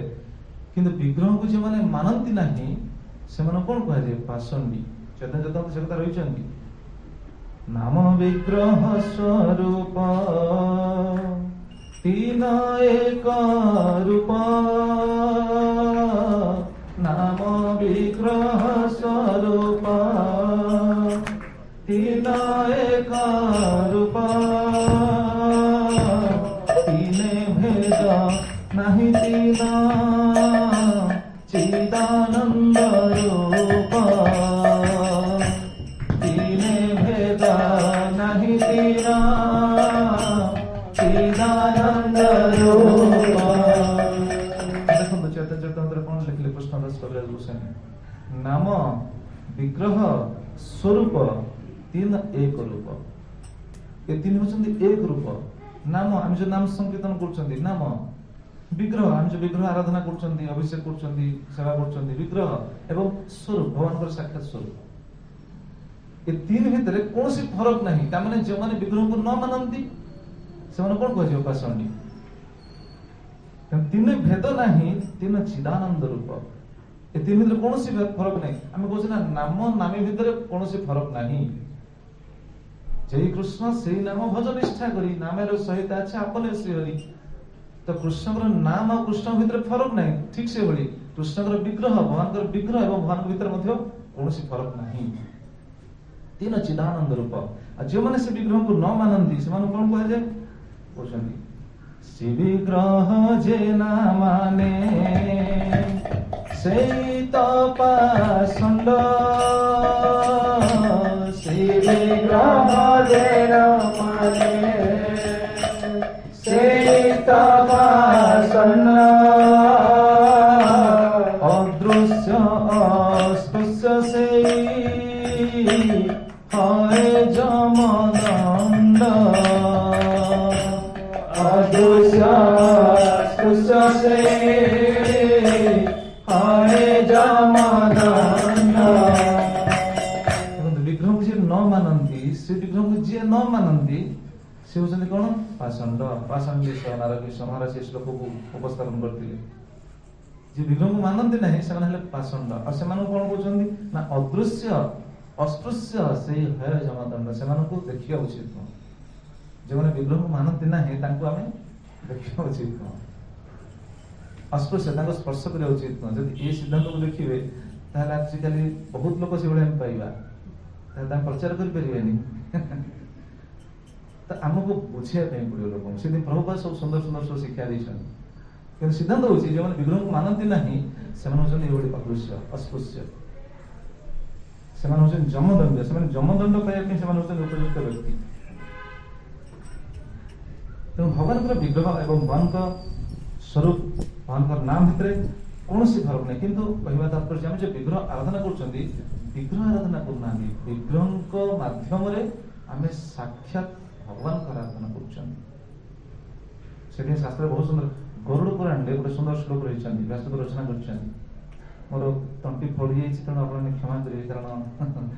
आपण देखिते हमर तो रथयात्रा हिला कीर्तन पूरा चलथिला तो से तंटी फोड़ी जाइछि तो गरुड़ पुराण रे से कथा कहउछंदी न काष्ठे विद्यते देवो न शिलायां अमृतश्च च भावे हि विद्यते देव तस्माद् भावं समाचरे गरुड़ पुराण उत्तरखंड 28 अध्याय 11 नंबर श्लोक न काष्ठे विद्यते देव काठरे देवता नांदी प्रभु से कहते काठरे देवता नांदी न शिलया न मृजस्व शिलारे नांदी कि माटी रे नांदी माटी तो सब अछि पत्थर सब उड़ पड़छि ना ना जे महाराज से कहते ना भगवान निजे कहचंदी विग्रह पे कहीं आसिले से कथा हम आलोचना करबे जाउछंदी भगवान को हमें विग्रह रूप आराधना करछंदी कहीं आछन भगवान विग्रह रूप रे कारण भगवान उद्धव को कहिले कि उद्धव मते कलिजुग लोक माने एभली सेवा करिवे शैली दारुमयी लौही लेप्या लेख्या च सैकति मनमयी मणिमयी प्रतिमा अष्टविधा स्मृता तो एभली 8 प्रकार विग्रह 8 प्रकार कोन मो सहित लोक माने युक्त ही परिवे तेबे से जो विग्रह हम देखु चले विग्रह पणी शिला रही पारे धातु विग्रह ही पारे एवं दारुमय ही परंदी आलोक ही परंदी तो प्रकृत रे सेठी नाहंती भगवान से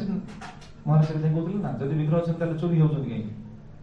देखिए विग्रह भी चोरी होउछन ना विग्रह भीतर भगवान अछन किंतु एटा होची भाव से भाव जने भगवान को देखुछंती से क्यों रूप रे देखुछंती से भगवान को जदी सेही रूप रे देखुछंती ये साक्षात ब्रजेंद्र नंदन सेही भाव रे जदी देखुछन ताले भगवान सेठी अछन कि जनकर जदी से दृष्टि नाही तार से विग्रह को देखले से भाबियो कोन ये पितळ ये काठ पितळ ताक पाखरे से विग्रह को स्वरूपटा कोन प्रकाश होबनी कि भाव ही परम से कथा कहउछंदी भाव ही विद्यते देवस तस्मात् भावं समाचरे भाव जदी नाही ए भावटा हला मुख्य विग्रह है पर जेमति अपन देखिए बहुत विग्रह अछि मंदिर माने को देखिए प्रभुपाद काहे नुवा नुवा मंदिर सब करछन बहु लोक प्रभुपाद से समस्त जुक्ति कले कहले आज्ञा एते मंदिर अछि आपण पुणी नुआ मंदिर कहीं तैयारी करछन्ती नुआ विग्रह कहीं स्थापन करछन्ती सुनथिबे ए क्वेश्चन प्रभुपाद जे आस्थिला प्रभुपाद कोन कहछि कहीं आपण कहीं पत्नी ग्रहण करछन प्रभुपाद केते सुंदर उत्तर देले एते अनाथ पिला अछन्ती आपण सोनाथ पिला ग्रहण करु आपण कहीं पत्नी ग्रहण करछन्ती कारण आपण निज संतान को जति भल पाइबे अनाथ पिला सेति भल पाइबे अर्थात एटा हछि कोन कहबा तात्पर्य विग्रह प्रति गोटे आत्मीयता विग्रह को भल पाइबा ये भल पाइबाटा जहार अछि से विग्रह रे से विग्रह को देखेनी से साक्षात प्रजनन नंदन देखे विग्रह को भल पाइबा ए कौशलटा सिखि होछि तो नाम हमें करछन्ती नाम प्रश्न से नाम तो करछु नाम से तो विग्रह कोन संबंध रहला हम तो नाम करू विग्रह सेवा काई करू बा अलग सेवा काई करू ना ना आमे नाम करि परंती किंतु नाम करले भी आपण विचार करंतु गोटे सुंदर सिद्धांत आमे नाम करछन्ती नाम करिवार उद्देश्य कोन बा जीवन अंतिम लक्ष्य कोन भगवान को पाखु तो जीवे ना भगवान पाखु जाई कोन करियो कोन बसी नाम करियो ना कोन भगवान को धाम में पहुंचला पर से कोन करियो कोन धरि नाम करी कोन करियो से सेवा करियो कहां सेवा करियो भगवान को सेवाटा एठी सिखिबे तो नाम करा जे से प्रेम बढ़ाया पे भगवान को प्रति गोटे आत्मीयता भाव बढ़ाया पे भगवान को निजर विचार करिया पे एवं निजे सेवक ज्ञानटा को उद्रेक करिया पे वर्धित करिया पे आमे भगवान को सेवारे नियुक्त रहिबा ई भावटा बनिया पे तो भगवान को जदी भलो पाइने ताले विग्रह को देखले भी भल लागियो बा आमे सेवा करिया को इच्छा आसीबो सेथे से कथे कहछन न कष्ट विद्यते देव न सेडं न मृतस्य विग्रह से तो जो सेवाटा हुए देखो भगवान कौन कहते आप देखिए भागवतम रे एकादश स्कंद 27 अध्याय 32 नंबर श्लोक रे भगवान कौन कहते कारण एकादश स्कंद प्रवचन भगवान को मुखर आसी उद्धव को भाई भगवान से कहते विग्रह को केमिति सेवा करिवे वर्तमान केमिति सेवा करंदी भागवत रे बहुत जगह रही विग्रह सेवा महात्म्य एटा कहते वस्त्र पविताभरण पत्रस्य गंधलेपने अलंकृत सब प्रेम मत भक्त मांग यथोचितम कौन कहले भगवान मत भक्त मांग यथोचितम मो भक्त माने मोर सेवा करिए केमिति खामखेल भाबे न केमिति यथोचितम उचितम यथा उचितम शास्त्र सिद्धांत अनुसार हमर तो से विधिटा कोन आमे कोन से स्तर को रागन स्तर को जाइने किंतु विधि गुडा को पालन करी करी करी करी हमर से भावटा धीरे धीरे कोन वर्धित हो तो मो भक्त माने से बड़ी प्रेम से मते सेवा करी कि बड़ी वस्त्र पवित्र भरणम जेंति आपण घरे ठाकुर को रखिथिबे प्राय बहुत जगह देखा जाए ठाकुर थिबे मंदिर रे सेथे प्रभुपाद नुआ नुआ मंदिर करछन्ती आपण देखियो बहुत जगह रे मंदिर अछि ओडिसा सारा भारत सारा सबडे मंदिर अछि ठाकुर घरे देखियो अलंद बलंद होई थिबे से धुआं लागि थिबो माने धूप लागि कि घर पूरा कळा हिसाब जातिबो मु तो कहे धूप देई देई से कोन पूरा पाउस पड़ी से घर पूरा ठीक थिबो आ ठाकुर देहरे चंदन मारी मारी आखि पूरा बंद हो जाती जा विग्रह थी ठाकुर कि विग्रह ऊपर चंदन टिपा मारी मारी मारी आखि बंद आखि से देखले सिना कृपा करिवे हम तो आखि बंद कर से तो प्राय बहुत जगह ए भली प्रभु से देखले ना ना ना एटा विग्रह सेवा न से प्रभु सो नुआ नुआ मंदिर सो तैयारी कले कहले ना विग्रह सेवा केमिति होबा उचित एटा एभली सेवा होबा उचित समस्त एभली सेवा करो आ देखो प्रभु केते सुंदर व्यवस्था कर हमर जेते सब कार्यक्रम रहउची ठाकुर सेवा को भित्ति करी ना ना ठाकुर सेवाटा रही एते बड़ अनुष्ठान वर्ल्ड वाइड ऑर्गेनाइजेशन सब आपण जुआड भी देखंतु ठाकुर सेवा बंद होबनी जहां भी जाऊ कोरोना हला कोरोना रे केते सब बंद हेला केते कोन सब बंद हेला ठाकुर सेवा बंद हेजी कहले देखि हां ओला मंदिर कोठ बंद हेजी स्कूल बंद हेजी कोठ बंद हेजी काहे एटा प्रतिष्ठा करछि कि भगवान कहते एटा यथोचितम तो यथोचितम सेवाटा करिवो कि तांको भक्त मत भक्त मो भक्त माने एभली सेवा करिए प्रभु देखै देले एटा होछि भक्तिर स्वरूप एटा होछि भक्तिर लक्षण तेणु भक्त माने एभली सेवा करिवे तेणु जे माने विग्रह सेवा करिवे एभली से तो कोन ना विग्रह को प्रति गोटे आत्मीयता भाव आसे आ विग्रह को आपण जदि विग्रह को भल पाइबे ना एटा अनुभव विषय आपण जदि विग्रह को भल पाइबे अनुभव आसीबो सत्य जे विग्रह आपण किछ कहउछन्ती आपण विग्रह को देखिले जानि परिबे जे विग्रह जे प्रसन्न अछन्ती कि ना भगवान जे प्रसन्न अछन्ती कि ना ଆପଣ ମା ମାନେ ରୋଷେଇ କଲାବେଳେ ଦେଖନ୍ତୁ ବିଗ୍ରହକୁ ଭଲ ପାଇବାର ଏଇଟା ହେଉଛି ସ୍ୱରୂପ। ଆପଣ ଯଦି ଭଲ ପାଇବେ ସେ ଲକ୍ଷଣଟା ପ୍ରକାଶିତ ହବ। ଆପଣ ରୋଷେଇ କରିବା ସମୟରେ ଇଚ୍ଛା ହବ ନା ଏଇଟା ଏମିତି ହେଲେ ହବନି, ଏମିତି ହେଲେ ଠାକୁର ଭଲ ପାଇବେ। ବିଗ୍ରହ କ'ଣ କୁହାଯିବ ଯୋଉ ରେସିପ୍ରୋକେସନ ସେଟା କରିବେ କରିବେ। ଜଣେ ଭକ୍ତ ମୁଁ ତାଙ୍କ ନାମ କହିବିନି, କାରଣ ନାମ କହିଲା ମାନେ ଆପଣ ସମସ୍ତେ ତାଙ୍କ ପିଛା ଲାଗିଯିବେ। ମୁଁ ତାଙ୍କ ନାମ କହିବିନି। ସେ ଭକ୍ତ ତାଙ୍କ ଘରେ ଗୋପାଳ ବିଗ୍ରହ ଅଛନ୍ତି। ନାଁ କହିବିନି, ଆଡ୍ରେସ୍ କହିବିନି, କି ମତେ ପଚାରିବେନି କି କିଏ ସେ ମତେ ପଚାରିବେ, ଖାଲି ଶୁଣିଥାନ୍ତୁ। ସେ ଭକ୍ତ ତାଙ୍କ ଘରେ ଗୋପାଳ ବିଗ୍ରହ ରଖିଛନ୍ତି। ଗୋପାଳଙ୍କର ସେ ଏତେ ସୁନ୍ଦର ସେବା କରନ୍ତି, ସେ ଗୋପାଳଙ୍କ ସେବାରେ ଏତେ ତଲ୍ଲୀନ ହେଇକି ରହିଛନ୍ତି, ସେ କେବେ କୁଆଡେ ଯାଇପାରୁନାହାନ୍ତି। ତାଙ୍କ ପ୍ରଭୁଜୀ ବୁଲନ୍ତି, ମାତାଜୀ କୁଆଡେ ଯାଆନ୍ତି, କୁଆଡେ ଯାଆନ୍ତି, ସେ ରହିଛନ୍ତି। ଆମେ ତାଙ୍କୁ ପଚାରିଲା ଆପଣ କୁଆଡେ ଯାଉନାହାନ୍ତି, ମୋର ତ କାହ୍ନା ଅଛି ଆଉ, କାହ୍ନା ଅଛି। ତ ଏତେ ସୁନ୍ଦର ସେ ସେବା କରନ୍ତି, ମାନେ କିଛି ନାହିଁ ତାଙ୍କ ଘରେ, ମାନେ କଣ ଅଲଗା କିଛି କାର୍ଯ୍ୟ ନାହିଁ, କିନ୍ତୁ କାହ୍ନାଙ୍କ ସେବାରେ ଦିନ ସାରା ଏତେ ବ୍ୟସ୍ତ ତାଙ୍କୁ ଫୁର୍ସତ ନାହିଁ। ଆପଣ ଚିନ୍ତା ହିଁ କରିପାରିବେ। ତ ଶୀତ ସମୟରେ, ଶୀତ ଦିନ ଆସିଲେ ଆମେ କଣ କରୁଛେ, ଠାକୁରଙ୍କୁ ଶୀତ ବସ୍ତ୍ର ଦଉଛେ କି ନାହିଁ? ଭଗବାନଙ୍କୁ ଶୀତ ହୁଏ, ଭଗବାନଙ୍କୁ ଶୀତ ହୁଏ, ଭଗବାନଙ୍କୁ ଗରମ ହୁଏ, ଆଜ୍ଞା ହବ। ଯିଏ ପାଣି ଭିତରେ ଶୋଇଛନ୍ତି ତାଙ୍କୁ ଶୀତ ହବ, କ୍ଷୀରସାଗର ଅନନ୍ତ ଶୟନ ସେ ତାଙ୍କୁ ଶୀତ ହବ। ଭାବ ଭଗବାନଙ୍କୁ ଶୀତ ହୁଏନି କାହିଁକି? ଆପଣ ଦେଖନ୍ତୁ, ଆପଣ ସେ କହିଲେ ଠିକ, ଭଗବାନଙ୍କୁ ଶୀତ ହୁଏନି, ଭଗବାନଙ୍କୁ ଗରମ ହୁଏନି। ସିଏ ବା ନିଜେ କହିଲେ ମଦ୍ଭୟାତ ମାତି ପାତ ଏବଂ ସୂର୍ଯ୍ୟସ୍ତପତି ମଦ୍ଭୟାତ ବର୍ଷତି ଇନ୍ଦ୍ର ଦହତି ଅଗ୍ନି ମୃତ୍ୟୁ ସ୍ତରତି ମଦ୍ଭୟାତ। ମୋ ଭୟରେ ସମସ୍ତେ କାର୍ଯ୍ୟ କରନ୍ତି, ଭଗବାନ କଣ ଶୀତ ହବ? ଏଟା ଭକ୍ତଙ୍କର ଭାବ। ଭଗବାନଙ୍କୁ ଭୋକ ହୁଏ, ଭୋକ ହୁଏନି। ଭଗବାନ ହଉଛନ୍ତି ଆପ୍ତକାମ, ଭଗବାନ ହଉଛନ୍ତି ଆତ୍ମାରାମ, କ୍ଷୁଧା ହୁଏନି। କିନ୍ତୁ ଭକ୍ତ ଯେତେବେଳେ ଅନୁଭବ କରେ ଆଜି ଭଗବାନଙ୍କୁ ଭୋକ ହଉଛି, ଭଗବାନଙ୍କୁ ମୁଁ ଏଇଟା ଦବା ଉଚିତ ଉପଯୁକ୍ତ ସମୟରେ, ସେତେବେଳେ ଭଗବାନଙ୍କୁ ଭୋକ ଲାଗେ। ଭଗବାନ ଶୁଅନ୍ତି, ମହାରାଜ କହୁଥିଲେ ନା ଜଗନ୍ନାଥ ପର୍ବ ଦେଖିଛନ୍ତି କି? ଜଗନ୍ନାଥ ଶୟନ ଦିଆଯାଏ କି ନାହିଁ? ଭାବ ଭଗବାନ ଶୁଅନ୍ତିନି। ଭଗବାନଙ୍କ ଚକ୍ଷୁ ଯଦି ପଡିଯିବ କଣ ହବ ଜାଣିଛନ୍ତି? ପ୍ରଳୟ ହେଇଯିବ। ଭଗବାନ ସବୁ ସମୟରେ ମାନେ କହିବା ତାତ୍ପର୍ଯ୍ୟ ଏହା, ଭଗବାନ ତ ଅନନ୍ତ ଶୟନ ଶୟନ କରିଛନ୍ତି, କିନ୍ତୁ ପ୍ରକୃତ ଏମିତି ଗଭୀର ଭିତରେ ଆମ ଭଳି ଘୁଙ୍ଗୁଡି ମାରିକି ଶୁଣନ୍ତି। ସେ ତାଙ୍କ ଇଚ୍ଛାରେ ସବୁ କିଛି ଚାଲିଛି। ତ କହିବା ଆମର ପଏଣ୍ଟ ରହୁଛି ଏହା, ଭଗବାନଙ୍କୁ କ୍ଷୁଧା ତୃଷ୍ଣା ଏସବୁ କିଛି ଲାଗେ ନା। ତ ସିଏ ମା ଜଣଙ୍କ ଶୀତ ଦିନ ଆସିଲା ଯେତେବେଳେ ସିଏ କଣ କଲେ, ସିଏ ଯୋଉ ସ୍ୱେଟର ବୁଣନ୍ତି ନା ହାତରେ, ସେ ସ୍ୱେଟର ବୁଣିବା ଜାଣିନାହାନ୍ତି। ତ ସ୍ୱେଟର ବୁଣିବା ଜାଣିନାହାନ୍ତି, ସିଏ କଣ କଲେ, ତାଙ୍କ ପଡୋଶୀ ଜଣେ ମାଙ୍କୁ ସିଏ କହିଲେ, ଆଉ ଦେଖ ଆମ ଗୋପାଳ ପାଇଁ ଗୋଟେ ସ୍ୱେଟର ବୁଣି ଦିଅ, ଶୀତ ଦିନ ଆସିଲାଣି, ଗୋପାଳ ପାଇଁ ଜଣେ ଗୋଟେ ସ୍ୱେଟର ବୁଣି ଦିଅ। ତ ଇଏ ଯୋଉ କହୁଛନ୍ତି ଗୋପାଳଙ୍କ ପାଇଁ ସ୍ୱେଟରଟା ବୁଣି ଦିଅ, ଇଏ କେଉଁ ଦୃଷ୍ଟି କହୁଛନ୍ତି? ଭାବ ଅଛି ତାଙ୍କର, ଭଗବାନଙ୍କ ପ୍ରତି ତାଙ୍କର ଗୋଟେ ଆତ୍ମୀୟତା ରହିଛି, ସେଥିପାଇଁ ସେ କହୁଛନ୍ତି। କିନ୍ତୁ ଯାହାକୁ କହିଲେ ସିଏ ତାକୁ ସ୍ୱୀକାର କଲାନି, ଗୋଟା ମୂର୍ତ୍ତିଟା ରଖିଛି, ୟାକୁ ଶୀତ ହେଇଯାଉଛି ମୂର୍ତ୍ତି। ଦେଖନ୍ତୁ ସାଧାରଣ ଲୋକଙ୍କର ବିଚାରଟା କିଭଳି,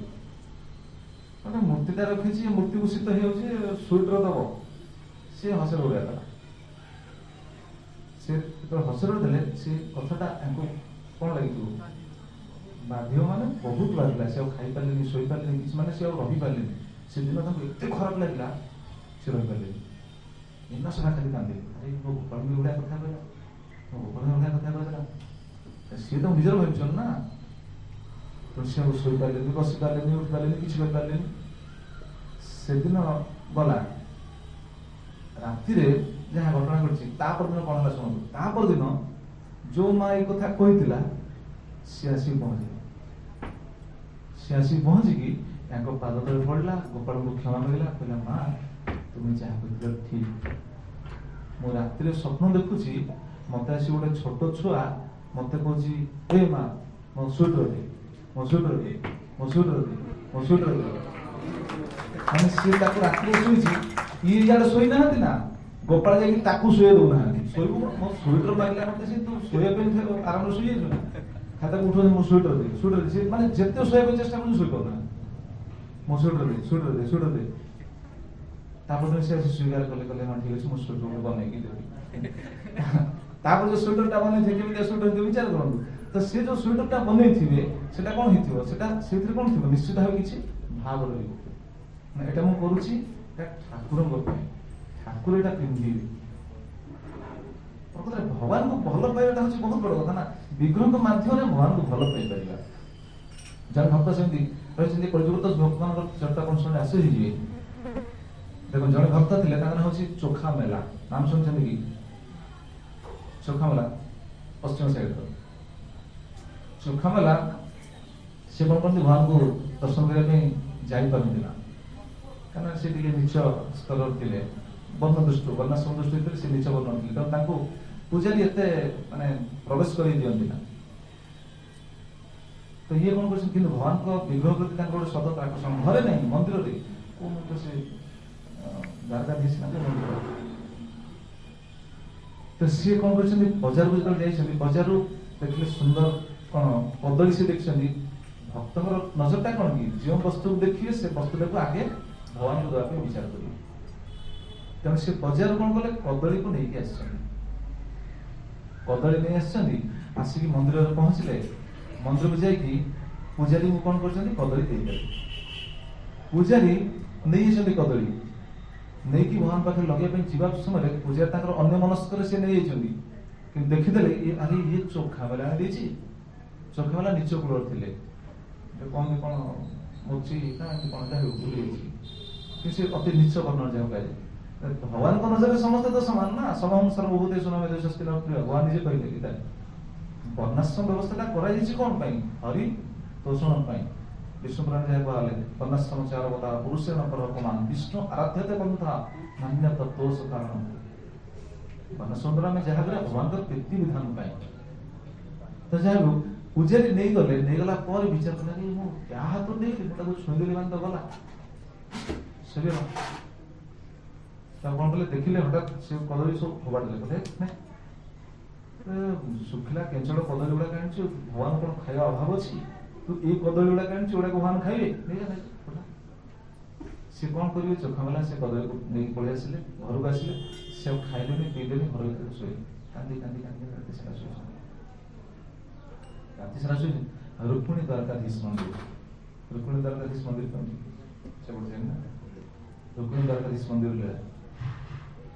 ତ ସେଇଠି ରାତି ସାରା ସେ ଶୋଇଛନ୍ତି, ରାତି ସାରା ସେ କାନ୍ଦୁଛନ୍ତି, ଶୋଇପାରିନାହାନ୍ତି। ରାତିରେ ଭଗବାନ ଶ୍ରୀକୃଷ୍ଣ ମନ୍ଦିର ଛାଡିକି ତାଙ୍କ ଘରକୁ ପଳେଇ ଆସିଛନ୍ତି। ମନ୍ଦିର ଛାଡି ଘରକୁ ଆସିକି କହୁଛନ୍ତି, ଚୋଖା ମେଲା ମତେ ଭାରି ଭୋକ ହଉଛି, ମତେ ଦିଅ କଦଳୀ ଦିଅ, ମୁଁ କଦଳୀ ଖାଇବି। ଚୋଖା ମେଲା ସେଟା କହିଲେ, ପ୍ରଭୁ କି ବିଚିତ୍ର ଲୀଳା ଆପଣ, ମୁଁ ନେଇଥିଲି କଦଳୀ, କିନ୍ତୁ ଆପଣଙ୍କ ପୂଜାରୀ, ଆପଣଙ୍କ ଲୋକ, ଆପଣ ଯାହାକୁ ସେବା ନଉଛନ୍ତି, ସିଏ ମତେ ଦୁନିଆ କଥା କହିକି ତାତ୍ସଲ୍ୟ କରିକି ମୋ କଦଳୀ ଦେଇଥିବା କଦଳୀ ଫୋପାଡ଼ି ଦେଇଥିଲା ମୋ ମୁହଁରେ। ଆପଣ ପୁଣି ଆସିଛନ୍ତି, ଆପଣ କାହିଁ ଲୀଳା କରୁଛନ୍ତି? ତ ଭକ୍ତ ଅଭିମାନରେ କହୁଛି, ଚୋଖା ମେଲା ଅଭିମାନ କହୁଛନ୍ତି, କିନ୍ତୁ ଦ୍ୱାରକାଧୀଶ କଣ କହୁଛନ୍ତି, କହୁଛନ୍ତି ଦେଖ ଚୋଖା ମେଲା, ତୁମ କଦଳୀରେ ଯେହେତୁ ଆଜି ମୋର ମନ ଲାଗିଛି, ତେଣୁ ମୁଁ ଆଜି କିଛି ଖାଇବି। ଆଜି ମନରେ ଯାହା ଭୋଗ ଲାଗିଛି ମୁଁ ସେଟା ଖାଇନି, ଆଜି ଉପବାସ ଅଛି। ପୂଜାରୀ ଭୋଗ ଲଗେଇଛି ମନ୍ଦିରରେ, କିନ୍ତୁ ମୁଁ ସେଟା ଗ୍ରହଣ କରିନି। ତେଣୁ ତୁମେ ବିଚାର କର ବର୍ତ୍ତମାନ, ମୁଁ ଖାଇବି ନା ଉପବାସରେ ଶୋଇବି? କୁହନ୍ତୁ କଣ କରିବି ଚୋଖା ମେଲା? ତାହେଲେ ତୁମେ ବର୍ତ୍ତମାନ କୁହ, ମୁଁ ଭୋଜନ କରିକି ଶୋଇବି ନା ଉପବାସରେ ଶୋଇବି? ଚୋଖା ମେଲା କହିଲେ, ପ୍ରଭୁ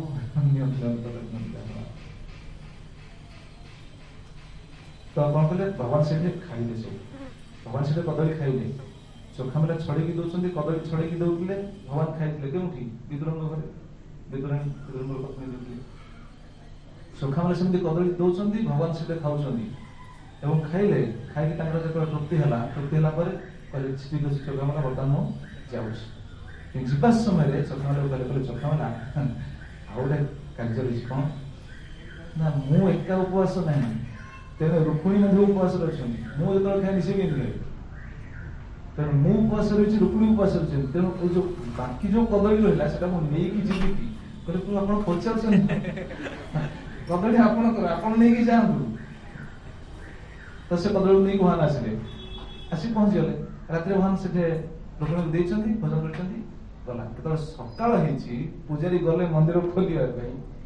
ମନ୍ଦିର ଖୋଲିବା ପାଇଁ ଯାଇ ଯେତେବେଳେ ଖୋଲିଲେ, ପଟ ଖୋଲିକି ଭିତରେ ପଶିଲେ, ଭିତରେ ପଶି ଦେଖିଲା ସେ ଆଶ୍ଚର୍ଯ୍ୟ ହେଲେ। କାହିଁ, କଣ ହେଇଛି କହିଲେ, କଦଳୀ ଚୋପା ଗର୍ଭଗୃହ ସାରା ସବୁ ପଡିଛି। सब कदली चोपा सब पड़ी सब पिछे सब पड़ी पूजा देखिए चोपाटा कौन आसला विचार कला अरे ये चोखा मेलार कदली मु फोपाड़ी देइथिल ना देखो पूजारी मन में कौन विचार आसी चोखा मेला कदली मु फोपाड़ी देइथिल ना से चोखा मेला कौन करछि क्रोधरे कदली फोपाड़ी देली बोली से कदली सब खाई की चोपाड़ को ए भीतर को फोपाड़ी अच्छा तुम मुंडे गोटे विचार कर तुम्हें तो मंदिर बंद कर जाइछो तो रास्ता नहीं ता भीतर आसीली चोपा से फोपाड़ा करे किंतु विपद बुद्धि विचार आसुन जदि पूजारी में निंदा करबानी किंतु पूजारी निंदार आलोच्य विषय नहीं आलोच्य विषय कौन भक्तर विग्रह प्रति भाव आलोच्य विषय चोखा मेला जो विग्रह प्रति जो भाव से आलोच्य विषय किंतु पूजारी विचार कला अरे ये बोधे से खाई को अंगठा चोपा सब पकई तो यही विचार रे कौन कले जानछंती पूजारी लोक नहीं जाई चोखा मेला घरे पहुंची ताकू उत्तम मध्यम करी आरंभ करे बाहर चोखा मेला माड खाई की नयांद आपण कहतु भक्त भक्त हवा किए चाहूँ कह आम तो भक्त है नहीं माड़ खाया पड़ो किए कि माड़ खाई भक्त हवा चाहूँ आप देखिए अच्छा तुम समस्त माड़ खाया चाहूँ समस्त आसो महाराज पाखे बस महाराज पिटिए समस्त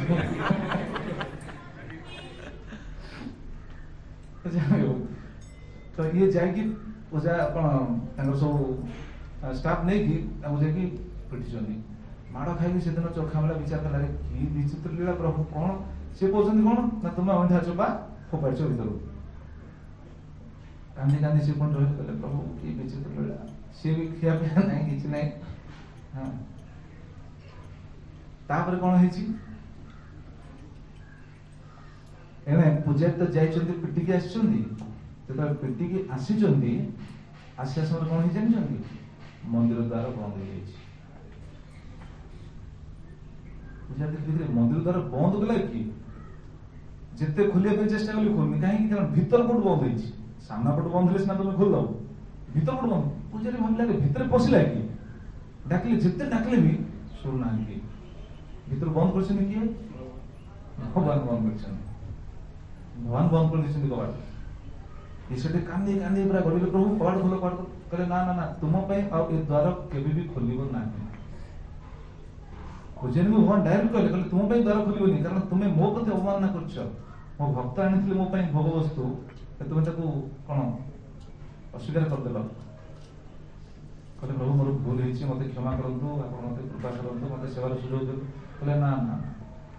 तुम सेवा मिलियोनी तुम जदि एते प्रार्थना करछ एते काकति मन देउछ ताले गोटी कंडीशन रे तुम सेवा पाइबो जदि तुम ए कार्य करिवो ता तुम सेवा पुणी मिलियो कहले हां प्रभु आपण जहा कहि मो सेवा करी तुम जाओ चोखा मेला घर को जाओ ता पाद तल पड़े तो क्षमा मागो ताको कांधरे बसई की नहीं की आसो तापर मंदिर खोली पूजारी गले पुणी भगवान को निर्देश न सेवर वंचित होई करिए कोन गले जाई चोखा मेला को पातले पड़ले पड़ी कहले मते क्षमा कर दियो ए बड़ी भगवान से समय चोखा मेला सेटा पूरा विचार करछन प्रभु की विचित्र लीला पूजारी द्वारा पदवी को फोपाड़ देले पुणी निजे आसिकी खाइले पुणी आसी कौन पुणी पूजारी द्वारा आसिकी माड मारले पुणी आसिकी पूजारी आसी पुणी पातल पड़छि चोखा मेला भाबछन पा की विचित्र लीला प्रभु करछ प्रकृत भगवान भक्तंकर ई होछि आदान प्रदान या न जे हमें प्राय समस्त भाबती कोन ना भक्ति कला माने पूरा आनंद रे सुख रहइबा ना ना ना भक्ति कला माने भगवान को सहित संबंध रे रहइबा से संबंध रे सुख दुख सब जिनसटा समभाव रे जाय सेठे अनुभवटा आसे भक्तिर अनुभवटा आसे तो ये जगह कहले कहले प्रभु एभली बोले अछि आपण अच्छा आपण विचार करंतु चोखा वाला पूजारी को कांधरे चढ़ीबे चढ़ी ये चढ़ीबेनी अच्छा ये छाड़ीबे कि से तो कांधरे चढ़ीबेनी पूजारी छाड़ीबे कि न आले कोन हबो न आले सेवा नै बापा तेणु सी इच्छा करेनि किंतु ये छाड़ार ना जमी पिटी थे सेमी जबरदस्त नेहुरा है जहाँ भी हो शेष कांधे बोईक कांधे बोईक पहुँचले मंदिर मंदिर पहुँचला प्रभु पाखे निवेदन कर प्रभु बर्तमान देखो आप निर्देश अनुसार मुझे चोखा मेला पानी पहुँचे बर्तमान मंदिर संगे संगे मंदिर खोल समस्या मंदिर खोलला देखले भगवान ठीक है मो भक्त तुम अवमानना कल तो मो भक्त तुम एमती कांदी आण कहवा तात्पर्य आम क्यों पॉइंट आलोचना करते जे भगवान को जो भगवान विग्रह प्रति जो आत्मीयता आत्मीयता विशेषकर आत्मीयता बढ़े जो जन सेवा भगवान सेवा जो सी निजुक्त है आप देखना उदाहरण दूसरी आप मंदिर को जाऊँ ठाकुर दर्शन कर समस्त दर्शन कर दर्शन तारतम्य रही जी भगवान विग्रह सेवार कौन किसी निजुक्त होती तार दर्शन टा आम दर्शन को अधिका माने कौन कह स्वतंत्र ना नहीं तो विग्रह सेवा जो मैंने विग्रह दर्शन करती विग्रह प्रति अंग प्रति जिनस को टेक्निक भाव दर्शन कर आम जो दर्शन करें हाँ देखीदेवी चलो आम दर्शन कले भाव हाँ हे राम दर्शन तो ये जो आत्मीयता सेवार बढ़े से विग्रह सेवार आम जो आम आलोचना करते नाम आम कर विग्रह सेवा कहीं कर विग्रह सेवा एक कराए तो बेले बेले विग्रह सेवा को लेकिन समस्या सम्मुखीन होता है बोली आम प्राय निज निज विचार करता समस्या नहीं कारण आम जो आत्मीयता आसीज भगवान प्रति आत्मीयता आसीज आमर से समस्या समाधान सूत्रता कौन से विग्रह ही आमको जन केमी जन से आपंकर कौन भावर वस्तु से जो विग्रह सेवा कर पूजा कर आचार्य माने गुरुदेव कौन करता विग्रह सेवा आमको निजुक्त कर मंदिर सेवा निजुक्त करता ना कौन से श्लोक श्री विग्रहाराधन नित्य नाना श्रृंगार मंदिर देखना गुरुदेव आम विग्रह सेवा निजुक्त कर विग्रह सेवा निजुक्त होता ये प्रति गोटे आत्मीयता बढ़े नचेत जो मैंने बुझीपारती विग्रह मानती ना से जो मैंने मानती ना से कथा पड़े आम आम विग्रह मानुचे विग्रह सहित रहा उचित तेणु शास्त्र रही जो मैंने सनातन धर्मावलंबी से जो विग्रह सेवाटा कौन कहते जे सनातन धर्मस्था श्रद्धा प्रेम समन्विता मूर्ति पूजा न कुर्वन्ति मूर्तौ तु प्रभु पूजनम जे सनातन धर्मस्था जो मैंने सनातन धर्मावलंबी श्रद्धा प्रेम समन्वित से श्रद्धा एवं प्रेमर समन्वित से कौन करती मूर्ति पूजा कि मूर्ति पूजा न करते मूर्ति पूजा करती आम जो पूजा कर मूर्ति पूजा नहीं क्या पूजा कर मूर्तौ तु प्रभु पूजनम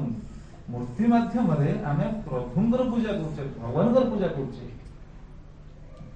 भगवान पूजा आम कर मूर्ति माध्यम आलेख माध्यम तेणु आमको जेकोसी गोटे मध्यम भगवान सहित जुक्त भाव मिले आइदर विग्रह रूपे हो पाए कि आलेख रूपे हो पाए कहीं सहजिया भी विचार मन मानसिक सेवा भी रही 8 प्रकार सेवा हिंदी मानसिक सेवा भी रही मन सेवा करूँ हाँ सेटा भी रही कि समस्त नुह से करेंगे जो मैंने से स्तर रघुनाथ दास गोस्वामी आम रघुनाथ दास गोस्वामी मानसिक सेवा करते आम जो मानसिक सेवा अच्छा मानसिक सेवा किए कर हाथ लगे शुणिदे बोली बर्तमान कि हाथ लगे ना ज्यादा नहीं कि 10 हाथ लगे हाँ आज्ञा ना करें मानसिक सेवा जी कर हाथ लगे देवे भी उत्तर रही मानसिक सेवा जब करेंगे भोजन टा मानस कि रघुनाथ दास गोस्वामी मानसिक सेवा भी करते मानसिक भोजन भी कर जानना रघुनाथ दास गोस्वामी जो कौन कौन जो हजम होता अग्निमंदिर कौन होता वैद्य आसी देखिले ना वैद्य आसी पढ़िया देखिले कहले अरे ये तो बहुत दही अन्न खाई रघुनाथ दास गोस्वामी कौन दही अन्न खाई ना समस्त आसले अरे ये तो खाती किसी तो खाती गोटे दोना माठा पीक रुहती दही अन्न खाइले कौन प्रचुर दही अन्न खाई वैद्य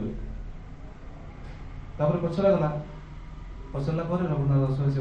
हाँ मुझे खाई केवे खाइल तुम के ना मानसिक खाई भगवान पाखे आज भोग लगे भोग लगे मानसिक तो आम जो से स्तर मानसिक सेवा जब करेंगे मानसिक भोजन भी करने प्रस्तुत हवा दरकार मन भोजन कल तो रोषे कर दरकार नहीं 2-4 दिन बेलू उठी पार ना मानसिक सेवा कौन मेडिकल करता सेन्स आसला मेडिकल तेनाली से नुह ଯେମିତି ଭକ୍ତିର ଶବ୍ଦ ସିନ୍ଦୁର ବର୍ଣ୍ଣନା ଅଛି ନା, ଯୋଉ ବ୍ରାହ୍ମଣ କ୍ଷୀରି ରୋଷେଇ କରି ଦେଖୁଥିବେ କ୍ଷୀରିଟା ଗରମ ଅଛି ନା ଥଣ୍ଡା ଅଛି, ଭଗବାନଙ୍କୁ ଭୋଗ ଲାଗିବ ନା, ଗରମ ଯଦି ଥିବ ଭଗବାନ କେମିତି ଖାଇବେ? ହାତ ମାରିବେ, ହାତ ମାରି ଆସନ ହାତ ଫଟକା ଦିଉଛି। ଆଉ ପ୍ରକୃତରେ କଣ କ୍ଷୀରି ଥିଲା କି ସେଠି? କିନ୍ତୁ ମାନସିକ ସେବାର ସ୍ଥିତିଟା କେଉଁଠି ଏଇଟା ବିଚାର୍ଯ୍ୟ। ମାନସରେ ସେ କ୍ଷୀରି ତିଆରି କରିଛନ୍ତି, ଲୀଳା ସବୁ ଜାଣିଛନ୍ତି, ମୁଁ କେବଳ ସିଦ୍ଧାନ୍ତଟା କହୁଛି। ତ ମାନସିକ ସେବାର ସ୍ଥିତି କେଉଁଠି? ମାନସରେ ସେ ତିଆରି କରିଛନ୍ତି, ହାତ ବି ଫଟକା ହେଇଯାଉଛି ଗରମରେ।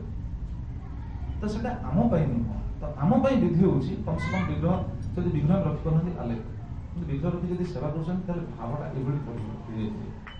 ଆଲେଖରେ ମଧ୍ୟ ଭାବ ପଡ଼ିବ। କିନ୍ତୁ ପ୍ରତିଦିନ ସଂସ୍ପର୍ଶ ଆସିଯାଉଛି, ଏଟା ମୁଁ କହୁନି, ଭଗବାନ କହିଛନ୍ତି। କେଉଁଠି କହିଛନ୍ତି? ଭକ୍ତି ଯୋଗ ପ୍ରସଙ୍ଗରେ ତୃତୀୟ ସ୍କନ୍ଧରେ ଭଗବାନ କପିଳଦେବ ମହାଦେବତୀ କହିଛନ୍ତି ଶୁଦ୍ଧ ଭକ୍ତି ଏଇଟା ହଉଛି ଲକ୍ଷଣ। ମଧ୍ୟସ୍ନ ଦର୍ଶନ ସ୍ପର୍ଶ ପୂଜା ସ୍ତୁତି ଅଭିବନ୍ଦନ। ମଧ୍ୟସ୍ନ ମାନେ ଗୁରୁ ବିଗ୍ରହ ଦର୍ଶନ, ପ୍ରତିଦିନ ଦର୍ଶନ କରିବ। ମଧ୍ୟସ୍ନ ଦର୍ଶନ ସ୍ପର୍ଶ କରିବ, ପୂଜା ସ୍ତୁତି ଅଭିବନ୍ଦନ ଏସବୁ କରିବ। ଭୂତେଷୁ ମଦ୍ଭାବନୟା ସତ୍ୟେନ ଅସଙ୍ଗମେନ ଚ। ତ ମୋ ବିଗ୍ରହ ସହିତ ସମ୍ବନ୍ଧ ଯୋଡ଼ିବ। ତେବେ ଆଜିର ଏଇ ଯୋଉ କଥା ବିଷୟ ବର୍ତ୍ତମାନ ଅବଶ୍ୟ କାର୍ଯ୍ୟକ୍ରମ ଆରମ୍ଭ ହେବ। ତ ଆଜିର ଏଇ ଯୋଉ ଅନୁଷ୍ଠାନ ମାଧ୍ୟମରୁ ଆମେ ଏଠି ଏ କଥା ହିଁ ବୁଝିପାରୁଛନ୍ତି ବା ଜାଣିପାରୁଛନ୍ତି ବା ସାଧୁସଙ୍ଗ ମାଧ୍ୟମରେ ଏଇ ଜିନିଷକୁ ଆମେ ବୁଝିବା ପାଇଁ ଗୋଟେ ସୁଯୋଗ ପ୍ରାପ୍ତ ହେଉଛନ୍ତି ଯେ ବିଗ୍ରହ ସହିତ ଆମେ କେମିତି ସମ୍ବନ୍ଧ ଯୋଡ଼ି ପାରିବା, ବିଗ୍ରହକୁ କେମିତି ନିଜର କରିପାରିବା। ପ୍ରକୃତରେ ବିଗ୍ରହ ନୁହନ୍ତି, ସେ ସାକ୍ଷାତ ଭଗବାନ। ଏଇ ଜ୍ଞାନରେ ଆମେ ଭଗବାନଙ୍କ ସେବା କଲେ ନିଶ୍ଚିତ ଧୀରେ ଧୀରେ ଆମର ଭାବଟା କ'ଣ ହବ? ଦୃଢ଼ ହବ, ଭଗବାନଙ୍କୁ ଆମେ ନିଜର କରିପାରିବା ଏବଂ ସେ ଭାବର ଆଦାନ ପ୍ରଦାନ ବି ହେଇପାରିବ। ଏ ହେଉଛି ଜୀବନ ପ୍ରକୃତରେ ଭକ୍ତିର ଆଶ୍ରୟ। ତେଣୁ ଆମେ ନାମ କରିବା ସହିତ ବିଗ୍ରହଙ୍କ ସେବା, ଭଗବାନଙ୍କର ପୂଜା, ସେଥିପାଇଁ ଆମେ ଯେମିତି ଗୋଟେ ମନେ ପଡ଼ିଲା ଠିକ, ଆମେ ନାମ କରୁଛେ, ପ୍ରସାଦ ପାଇବେ କି ନାହିଁ? ନାମ କରୁଛେ କିନ୍ତୁ ଭୋଜନ ତ ଦରକାର ନା। ପ୍ରସାଦ ଲଗେଇବେ, ଭୋଗଟା ଲଗେଇବେ କୋଉଠି? ଯଦି ଠାକୁର କିଛି ନଥିବ, ବିଗ୍ରହ ହୁଅନ୍ତୁ କି ଆଲେଖ, ଯଦି କିଛି ନଥିବ ଭୋଗ ଲଗେଇବେ କୋଉଠି? ତେଣୁ ସମ୍ବନ୍ଧ ଯୋଡ଼ିବେ ନା। ନାମ କଲେ ମଧ୍ୟ ସମ୍ବନ୍ଧଟା ଯୋଡ଼ିବ ମହାପ୍ରଭୁ ସହିତ। ତ ଇଏ ହେଉଛି ସମ୍ବନ୍ଧ ସୂତ୍ରର, ଇଏ ହେଉଛି ସବୁ ମାଧ୍ୟମ। ତ ଏଇଭଳି ଆମେ ଭକ୍ତିମୟ ଜୀବନକୁ ଆଗକୁ ବଢ଼ିବା ପାଇଁ ନିଶ୍ଚିତ ଆମେ ସକ୍ଷମ ହେଇପାରିବା। ଯାହା ସାଧୁଗୁରୁଙ୍କ ନିର୍ଦ୍ଦେଶିତ ପଥ ତାକୁ ପାଳନ କରି ଆମେ ନିଶ୍ଚିତ ସଫଳ ହେବା। ଏତିକି କହି ଏଠି ବିଶ୍ରାମ ଦେଉଛି। ଆଉ ବର୍ତ୍ତମାନ ଟିକେ ପଡ଼ିଯାଇଛି, ଆପଣ ଜାଣିପାରୁଥିବେ। जय श्री श्री गौरताय की, श्री श्री कृष्ण बलराम की, श्री श्री जगन्नाथ बलदेव सुभद्रा महारानी की, श्री प्रभुपाद जी महाराज की, अनंत कोटि वैष्णव वृंद की, संवेद गौर भक्त वृंद की, हिताय गौर प्रेमानंदे।